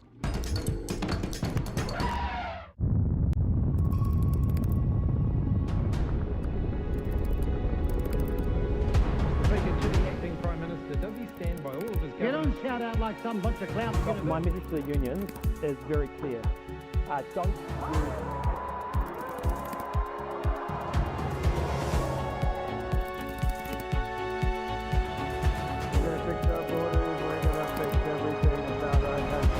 The New Zealand Herald, news worth knowing. You Do It delivers high-quality New Zealand-made flat-pack DIY kitchen cabinetry. With flexible widths at your fingertips, it makes designing easy. All at an affordable price because you order online and cut out the middleman. You can even upgrade your dream kitchen with You Do It stylish and clever options, like choosing wall cabinets with overhanging doors, or select from a range of pull-out storage solutions. Add premium soft-close drawers and ask to stretch the height, width or depth of your cabinets. Upgrade your kitchen today and head to newsroom.co.nz. You're watching Herald Now. It's 26 minutes after 8 o'clock. The Advertising Standards Authority has made the move of ordering the removal of a TV ad for The Warehouse. Features a child's light purple school backpack set against a pink backdrop and the tagline, "Can't do long division." Now, opponents say this is a sign that The Warehouse ad is sexist. Take a look at what you think. It's a reaction from Sarah Sparks and Maurice Williamson on our panel straight after it. What does your bag say about you? Uses natural deodorant. Skips leg day. Listens to vinyl exclusively. Has a small dog. Knew it. Car is full of sand. Can't do long division. A mostly indoors, outdoors guy. Oh my God, makes friends in the bathroom. Legend. The Warehouse Red Bag raises over $1 million every year for New Zealand communities. Every bag makes good things happen. Okay, so what do we think? Maurice, we'll start with you. Well, I just think it's all a big to do for nothing. I mean, in the end, people are consumers. If they don't like a particular product or the way they're advertising it, they move so quickly, the Warehouse would move within seconds to get that ad pulled. And isn't it actually sort of stereotyping even in the worst by saying only little girls have pink bags now? What about little boys? Are they not allowed to have pink bags? That's a very good point. Can't boys, isn't it stereotyping to say it's only girls that have a pink bag? It is. We're actually stop the judging. stereotyping. No, you're quite right. We're going to retract the whole segment. Sarah, it's outrageous what we've been trying to do this morning. Paint the Warehouse in a bad light like they're sexist. Actually, they're just embracing gender diversity. Yes. They should be applauded. Exactly. Replay. In fact, let's replay the ad. Can we have it one more time, please? Because I'm actually outraged now on your behalf, Morris. So here we What go. does your bag say about you? Uses natural deodorant. Skips leg day. Listens to vinyl exclusively. Has a small dog. Knew it. Car is full of sand. Can't do long division. I'm mostly indoors, outdoors guy. Oh my God, makes friends in the bathroom. Legend. The Warehouse Red Bag raises over $1 million every year for New Zealand communities. Every bag makes good things happen. See, in that light, well done to the Warehouse. So progressive. Siri? I don't think Sarah is. No, I don't think I'm you're not buying agreeing. that at all, at all. And I think, you know, if you're going to be broadcasting, you use your power with principle and think it through. So surely they must have had a focus group or something to run the ads through. That is the thing that surprises me, I think. Given the controversies here and overseas, the fallout, the expense of making ads and then having to pull them. Just the fact that they wouldn't have some super woke board of people who would sit there and go through it with a fine-tooth comb. Well, you might be missing something. Who's to say they didn't do this to get the attention they're now getting and the coverage they're now getting? They pull it later today. Well done, Warehouse, and everyone now knows about their bags. Well, think about that. So we've all been screwed. Yeah. Maybe this is the same with the Jaffas. Are they even out of stock? No, they've probably got massive warehouses full and they're going to let them go again. Oh, brilliant. Guys, thank you so much for coming in this morning. Great to have you on as always. That's our panel for this morning. Sparks Consulting founder Sarah Sparks and Morris Williamson, former National Minister and Auckland Councillor. We'd love your feedback on these this morning. Ryan at nzherald.co.nz. Do you applaud the brave, bold and progressive advertisement from the Warehouse, or do you condemn the shameful behaviour and sexism? Here's Neva. Herald Now News, powered by News Talk ZB. Our newsroom can reveal the civil engineer who murdered and dismembered his former partner in Auckland has been granted parole. In 2010, Bradford James Joseph Callaghan killed Carmen Thomas and buried her remains in the Waitakere Ranges. 2 years later, he was sentenced to life imprisonment with a minimum non-parole period of 13 years and 8 months. He appeared before the parole board 3 weeks ago and is due to be released early this month. A defence lawyer says removing jury trials would breach centuries of constitutional law. Victim advocates are pushing for sexual violence trials to be judge alone, arguing the move would protect survivors. But Mari Dyberg KC says the right to trial by jury is enshrined and guaranteed in the Bill of Rights Act. She says the law's history goes back to the signing of the Magna Carta in 1215. Dyberg questions what is so special about sexual violence accusations to be worthy of such monumental change. The US Senate has needed the casting vote of the Vice President to pass Donald Trump's big, beautiful bill. Senate Republicans narrowly approved the President's giant tax and spending cuts package today after a days-long grind to secure the support of key holdouts. The vote was 50-50 before J.D. Vance making the tie-breaking vote. The Maritime Union believes the government's choice to reuse inter-islander infrastructure could backfire. Winston Peters says an agreement's been reached on the infrastructure needed in Wellington and Picton to accommodate 2 new ferries from 2029. The plans prioritise reusing components such as passenger facilities and walkways. Union spokesperson Victor Billow says in the long run, there's a danger it ends up costing as much as a whole new build. NZTA has now fully taken over road safety camera operation from the police. The agency is now solely responsible for the around 150 speed and red light cameras. NZTA plans to expand it to around 200 cameras by 2027. The police will no longer operate mobile safety camera vans, but will continue to issue speeding fines for offences they detect. The biggest drop in dairy prices so far this year at this morning's global dairy trade auction. Overall prices are down 4.1%. The price of whole milk powder down 5.1%. It's the end of the road for the Jaffa. Sweetmaker RJ's has confirmed they will stop manufacturing Jaffas after declining sales. The chocolate balls, covered with a hard orange shell, have been on our shelves since 1931. Brand strategist Jill Brinston says sales are king. Bottom line is, if people aren't buying enough of these things, then it becomes a cultural relic instead of something that's relevant for Kiwi tastes right now. Herald Now Sport, brought to you by Gold Sport. A grim day for the men's and women's third seeds at Wimbledon. Arthur Rinderknecht has stunned Alexander Zverev, and Jessica Pegula has been ousted by Elisabetta Cocheretto. Wellington have secured top seeding for the National Basketball League playoffs after beating Canterbury 90-84. ESPN reports NBA MVP Shai Gilgeous-Alexander has agreed to a 4-year, $468 million contract extension with the champion Oklahoma City Thunder, the richest annual salary in league history.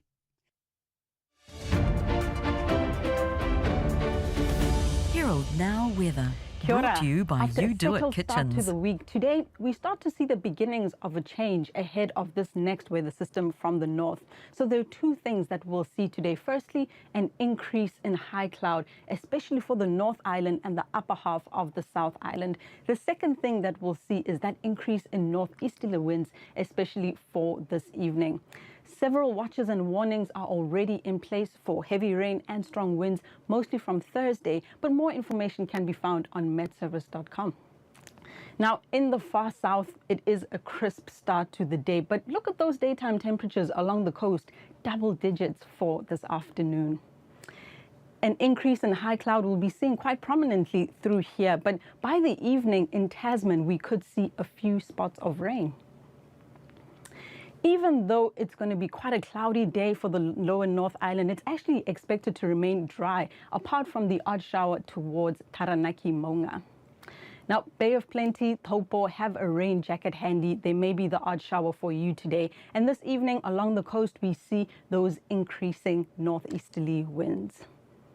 It's another cloudy day out here in the upper North Island with the odd shower around as well. But from afternoon, things could actually feel quite muggy as those northeasterly winds bring an increase in humidity.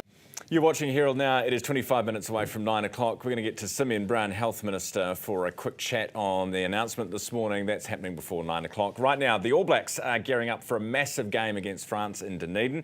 Herald sports journalist Liam Napier is there for us this morning. Liam, good morning. Morena, Ryan. Hey, we're going to see lots of rookies making a debut this weekend, are we? We are indeed. There could be 4, possibly 5 newbies thrust into the mix this weekend. Hurricanes flanker Duplessis Karifi, Crusaders number 8 Christian Leo Were are both in line to make their debuts. One will start, one come off the bench. And then Chiefs prop Ollie Norris is likely to make his debut off the bench, and possibly the first Netherlands-born All Black, Fabian Holland, adopted local lad, could make his debut either starting or coming off the bench on his home patch in Dunedin, because he came from the Netherlands to Christchurch and then to Dunedin to play with the Highlanders and has earned his first place in this All Black squad. And they'll be up against a bit of a B team from France? Yeah, that's right. But disappointing from the French. They've sent out a B team. Most of their best players are still at home because their domestic top 14 final was last weekend. So that precludes a lot of those players from coming out and playing for their national team. About 18 of this 37-man squad are uncapped. They've got an average age of about 25. About 9 caps on average, so expectations are that the All Blacks win this series and win it well. Yeah, so this is going to be great rugby, interesting rugby, or a bit of a thrashing? Well, the All Blacks are traditionally a wee bit rusty to start the year. They're bringing the Super Rugby teams together. The good news is Dunedin has a roof, the stadium, so guaranteed pristine conditions. It's normally a great spectacle, so you'd expect the All Blacks to hit the ground running and put this French team away. France has a lot of depth and talent, but with many of their best players at home, the All Blacks should do it reasonably comfortably.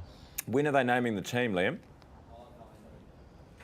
tomorrow at Thursday around lunchtime, so there's a bit of anticipation to see what Scott Robertson does with his first team of the year. A few surprises always in that mix, so yeah, looking forward to seeing who he names in that team. Are we a sellout? What are the vibes like ahead of the weekend? Yeah, this test's long been sold out, Ryan. I think Dunedin is probably one of the last true test cities. You walk around town, many of the shops have Go All Blacks written in tape on the windows, merchandise, flags are displayed prominently. And come Saturday, I can promise you that the Octagon will be packed. Emerson's Brewery will be chocker. They'll be tucking into some spates and local delicacies long before kickoff and wetting the whistle and getting themselves primed for kickoff. Nice one, Liam. We look forward to hearing from you down there, Liam Napier, Herald sports journalist. It is 22 minutes away from 9 o'clock and you're watching Herald Now. We've got some developing news for you coming from Auckland, which we'll get to in a second. First, though, country music is taking over the airwaves. Here to give us the hoedown lowdown is Jenny Mortimer, Herald Chief Entertainment Reporter. Jenny, good morning. Sorry, I didn't write that. Good to have you here. Why are we talking about country music? Why is everyone talking about country music? Look, country music in New Zealand has been growing largely in the last 5 years. There's always been a country music fan base here in New Zealand, like in particular the South Island. But when artists like Morgan Wallen and Luke Combs broke into that mainstream radio scene, they then started testing their music at smaller venues than they would perform. So they both did Spark Arena to try and get a general idea of what the audience was. And then we obviously saw Luke Combs come, sell Eden Park, and the fan base has really just followed. Like, as they pay attention to us, we do the same to them. Yeah, and I went to that Spark, not to the Spark one, rather to the Eden Park one, and it was fantastic. People were absolutely loving it and travelled from the far south to, there was lots of people from Palmy there, because I know a lot of them. People absolutely loved it, had a great time. It's so good, and he was incredible. He really gave fans the most amazing show. Kaylee Bell, speaking of our country music superstars, she's doing a new tour. She is. So she kind of got her start in Nashville, rose to fame a bit with on The Voice Australia.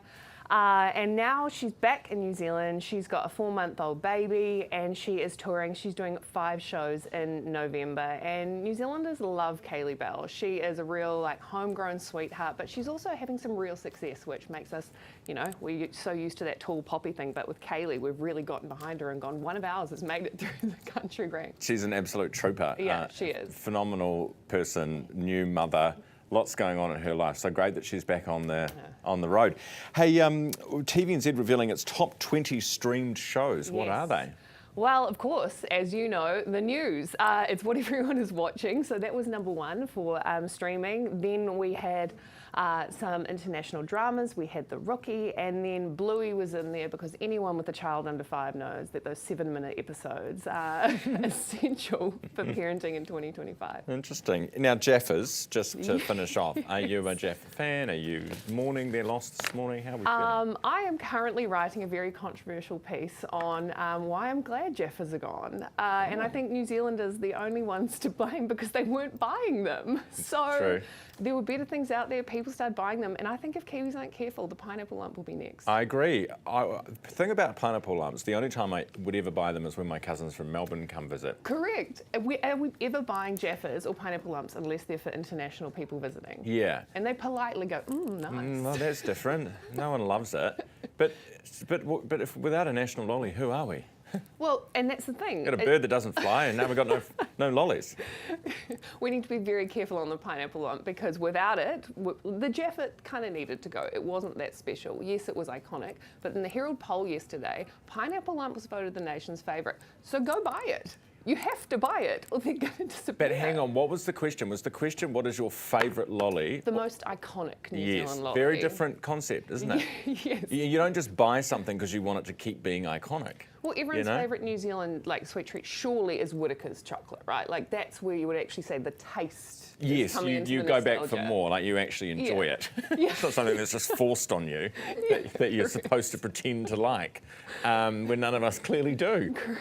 Jenny, thank you. Jenny Mortimer from the New Zealand Herald Chief Entertainment Reporter. It's 18 away from 9 now. Simeon Brown coming up shortly. Chelsea Daniels ahead as well. Plus we've got some news out of Auckland. All ahead here on Herald Now. Are you considering a DIY kitchen, but just not sure if you can do it? Well, it's not as hard as you think. With You Do It DIY Kitchens, you're in safe hands. And the customer support team really know their stuff. After all, they design and manufacture everything here in New Zealand. You do it, and you save money. So choose You Do It, the affordable DIY Kiwi kitchen with a great reputation. Visit newsroom.co.nz.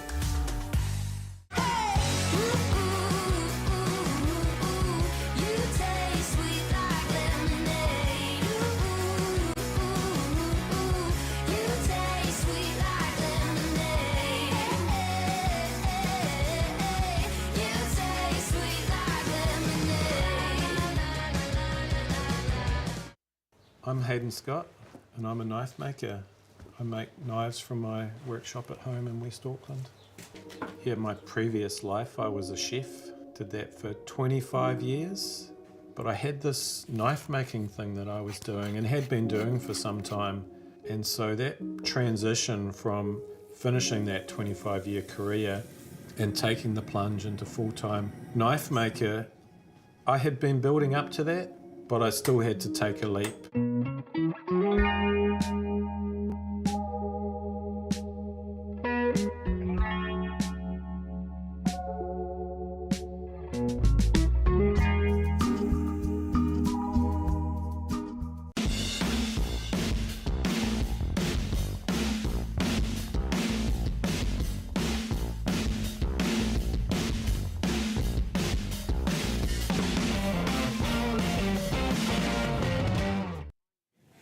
You're watching Herald Now. It's just gone 16 minutes away from 9 o'clock. In developing news this morning, a street in the expensive Auckland suburb of Ponsonby has been blocked off after an incident at a private property.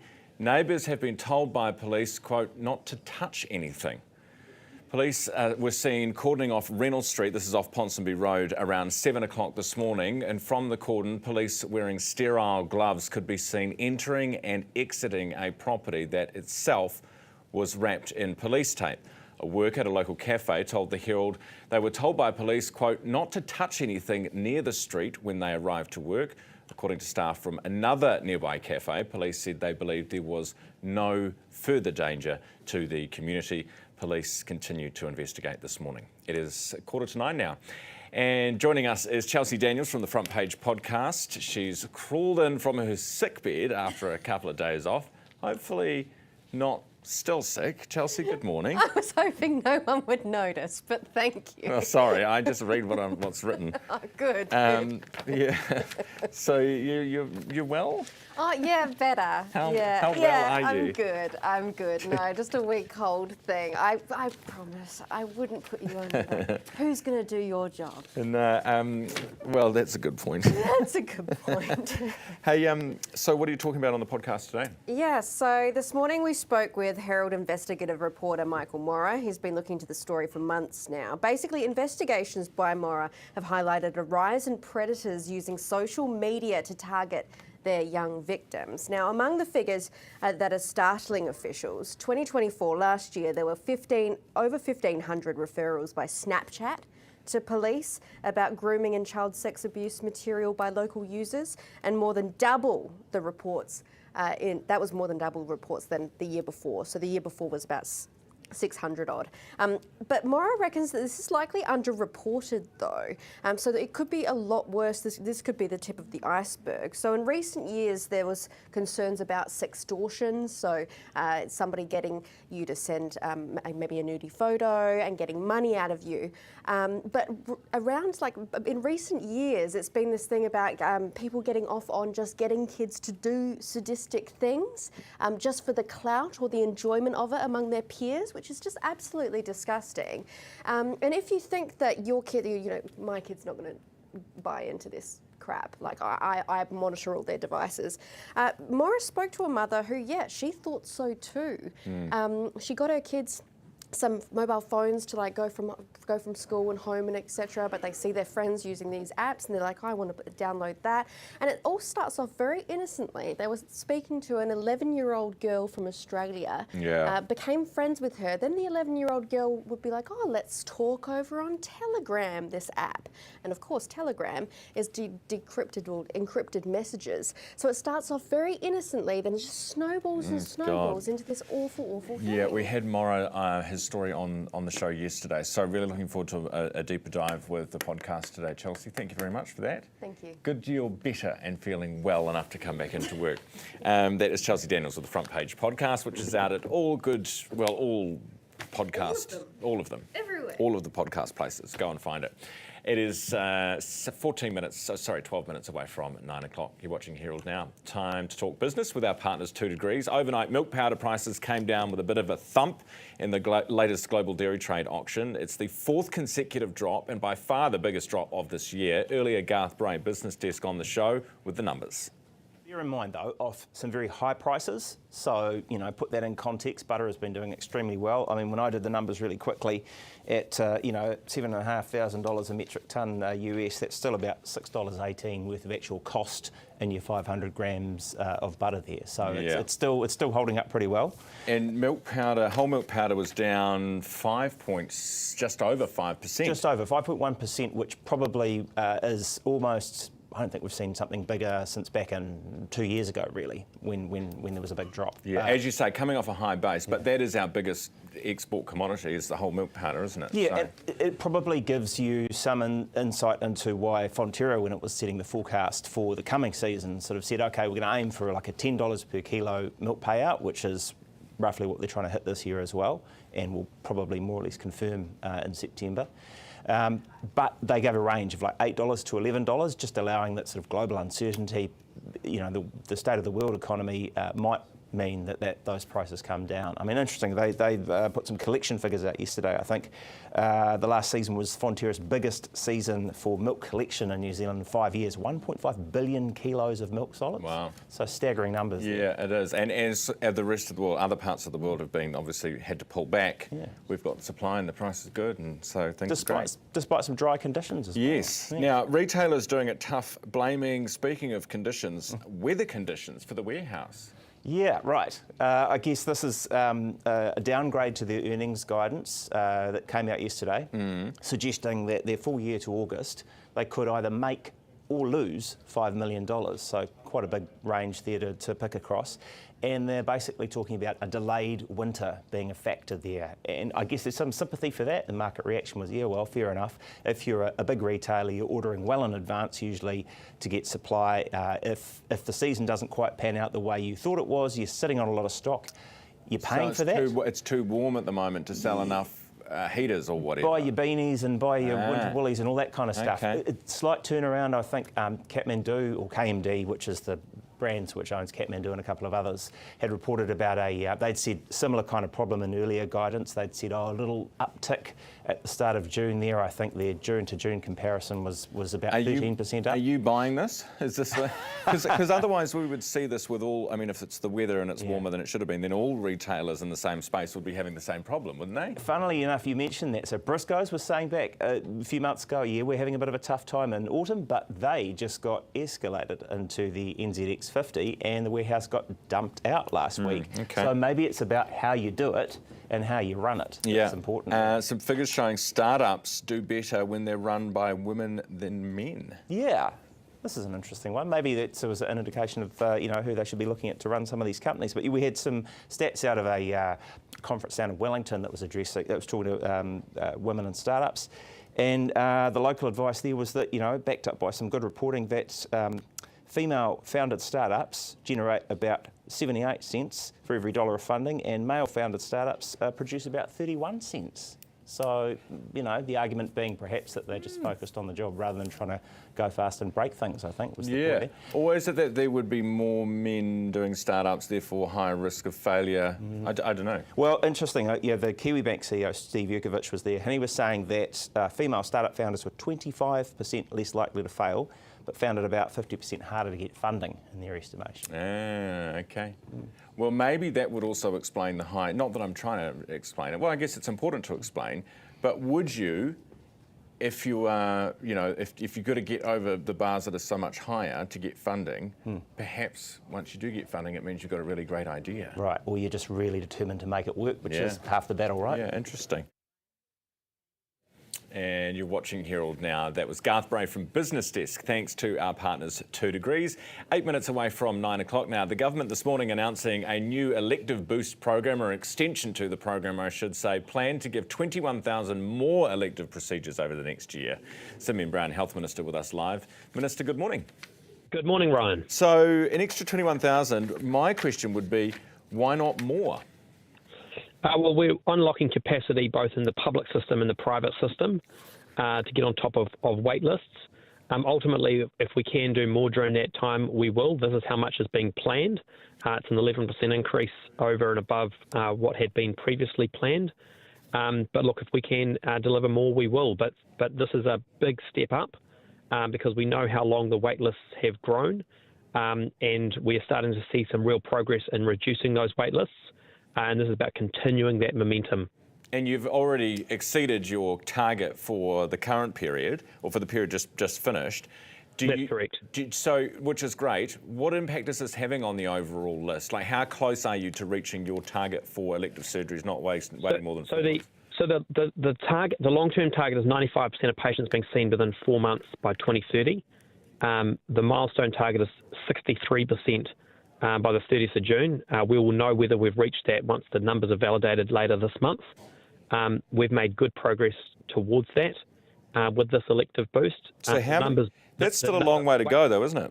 It is a long way to go. And if you just put it into context, between 2017 and 2023, the number of people waiting more than 4 months went from around 1,000 people in 2017 to over 27,000 in 2023.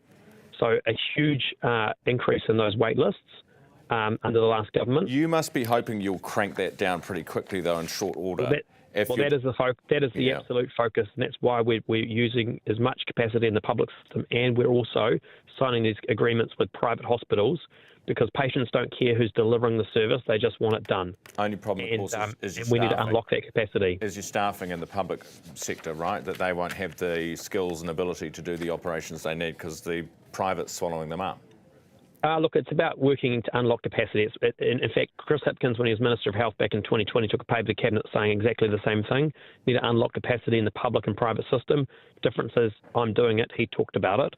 And actually, there are many instances where hospitals cancel elective lists because they get, full in winter times particularly, and they have to cancel elective lists, so those patients get delayed. Or they don't have bed capacity, such as in Nelson, where we're building a redevelopment of the hospital to fix that problem. But in the short term, they don't have capacity, so they're often cancelling lists. So the appropriate thing to do is partner with private hospitals, get surgeries done, and get patients off those wait lists. Minister, appreciate your time this morning. Thanks so much for being with us. I know you've got a plane to catch. That is Simeon Brown, Health Minister, after an announcement to extend the elective boost program this morning. 4 minutes away from 9 o'clock. Get an update on Ponsonby, what's happening on that street, Reynolds Street, in just a second. Loads of feedback this morning. Ryan, this is from Anna. Anna says, nice try, Ryan and Morris. But if you listen again to the warehouse ad that's been given the boot because it involves a little girl's bag, implying to some that girls can't do maths. Nice try, Ryan and Morris, but if you listen again to the ad, there is a little girl's voice giggling with the pink My Little Pony bag, confirming it was in fact intended to be a little girl who couldn't do maths, not a little they or them, which is what Morris was indicating on the program. Ryan, I'm more indignant, this is about the warehouse ad, I'm more indignant about the leather bag vinyl link. Didn't realise that was a thing. What does that say about me? Well, Lisa, apparently if you have a leather bag, you're into vinyl. This is from Nick, who says, Ryan, absolutely loving the show. Great to have a more newsy program on at this time of the day, and a breath of fresh air. Keep it up. Thank you very much for that, Nick. Really appreciate your feedback, and we will continue doing this. 3 minutes away from 9 o'clock now, and we're checking in with our reporter, Katie Oliver, who's with Herald Now. The reason we're doing this, well, there are a couple of reasons. Christchurch City Council, Three Waters partnership with Dunedin City Council, we'll look at that, but also Ponsonby. This is one of the wealthiest suburbs in the country, and a street has been cordoned off this morning, and neighbours and people working in cafes around this particular street, private residents, have been told, quote, not to touch anything in the area. Katie Oliver's been looking at this story with us in Auckland. Katie, good morning. Good morning, Ryan. So what do we know? So what we do know is that there has been a cordon off this morning, and the incident occurred overnight. Now, we've got a photographer, Carson Bluck, down there. He has been hearing from locals in the area, and so has our breaking news reporter, Rachel Mayer. Now, there's going to be more on this as the day goes on, and we expect a police statement shortly. But they have been told by locals in the area that this was not a surprise. Now, one of the locals spoke to Rachel Mayer, who said, "We don't know what's happened, but this isn't surprising." They alleged that last week some cars were smashed up by these people that lived in the houses. So it's thought that this hasn't come as a surprise for that community, despite it being pretty quiet and rather upmarket otherwise. Okay. Christchurch City Council will discuss the benefits of their potential Three Waters local water partnership with Dunedin City Council today. What's that about? Yes, so we know how Three Waters stirred up a bit of controversy. Well, this is what's happening. The two have signed a memorandum of understanding to explore opportunities for a possible Three Waters system. Now, it's understood this wouldn't mean that there would be any change to the underlying ownership of the existing water assets, but it's just conversations being had today about what that might mean. And councils have said that this could be the start of a new era of cooperation for the two cities. Interesting. Katie, thank you very much for that. Katie Oliver, our Herald Now reporter with us, coming up to 9 o'clock on Herald Now. A couple of quick things for you. One, climate emergency hypocrisy. This is from the ACT Party. They've gone through and worked out how much councils have spent, because all the councils are declaring their environment state of emergency. There's a climate emergency. That's what they've been declaring. And you sit there and you think, ugh, shut up. Just shut up. No one cares. You're all grandstanding. And you're spending $1.3 million on international flights since 2019. What's that doing for the climate? Good news is Skyline Enterprises doing very well. Now, Skyline Enterprises does your gondolas, your luge operations in Queenstown and in Rotorua, but also around the world.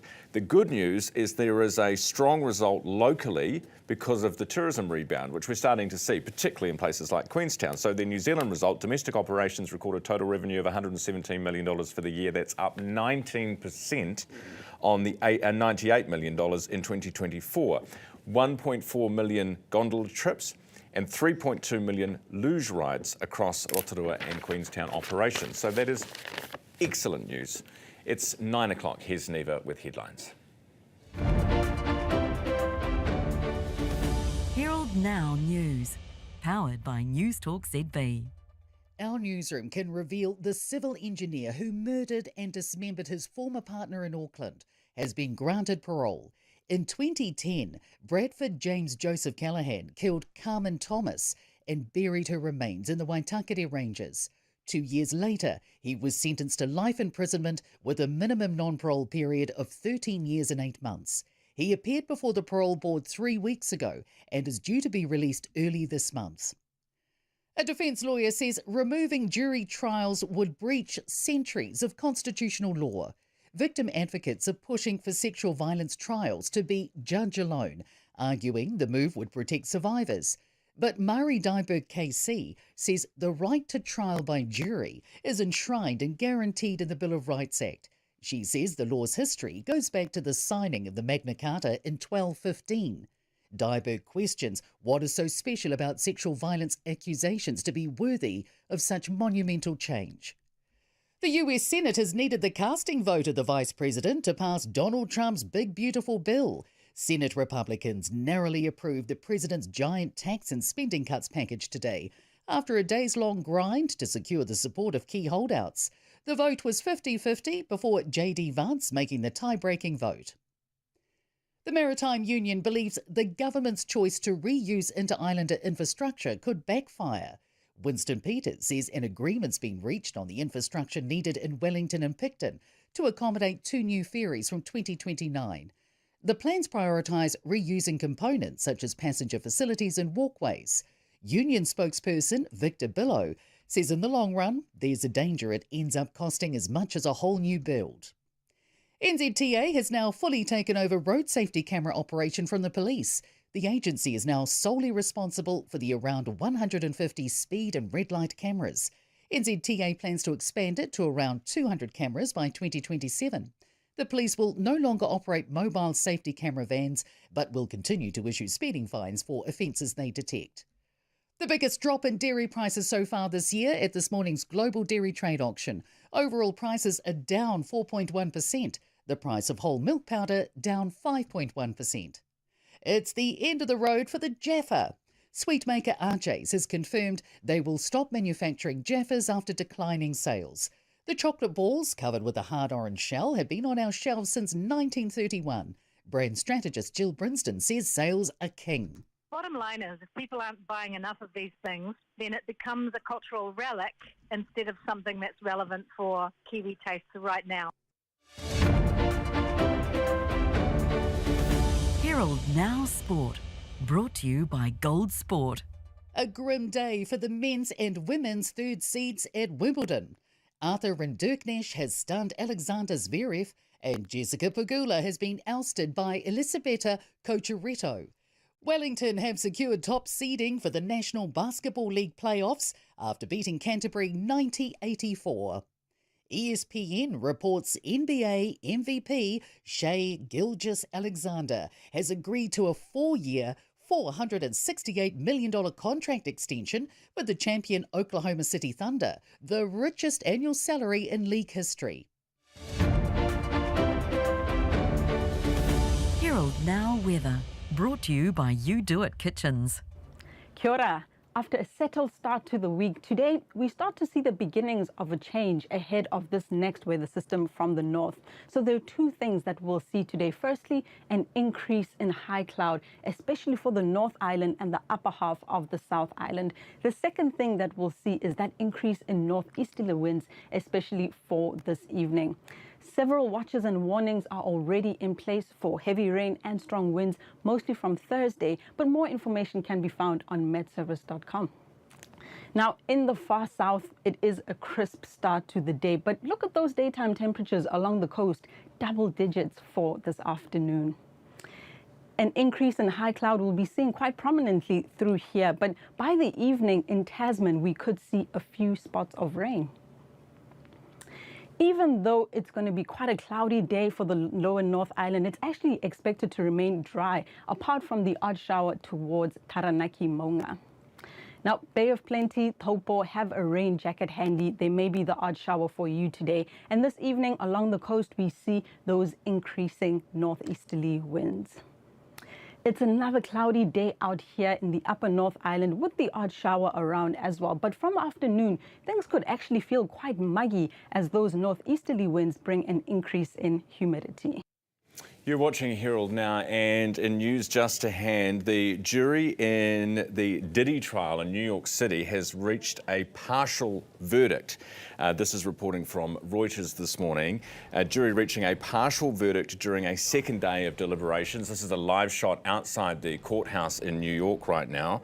We're expecting, apparently, his family, his children have just arrived. Some other of his others in his support team have arrived. So the jury reaching a partial verdict during the second day of deliberations.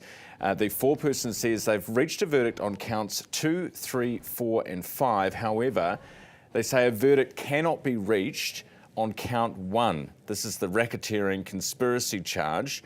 Jurors on both sides apparently have differing opinions on this and are said to be unmovable. This is the one, if convicted on racketeering, that you could face life in prison for. So no decision on that final charge at this stage, just a partial verdict on the others. Just gone 6 minutes after 9. You can keep up to date with this story and more throughout the morning. nzherald.co.nz is where you do that. Thanks so much for watching, and thanks to our partners this morning, Forsyth Bar, You Do It, Barker's, Max, 2 Degrees, GJ Gardner, Dilma, and of course Noel Leeming. From the team here at Herald Now and myself, Ryan Bridge, see you tomorrow from 7.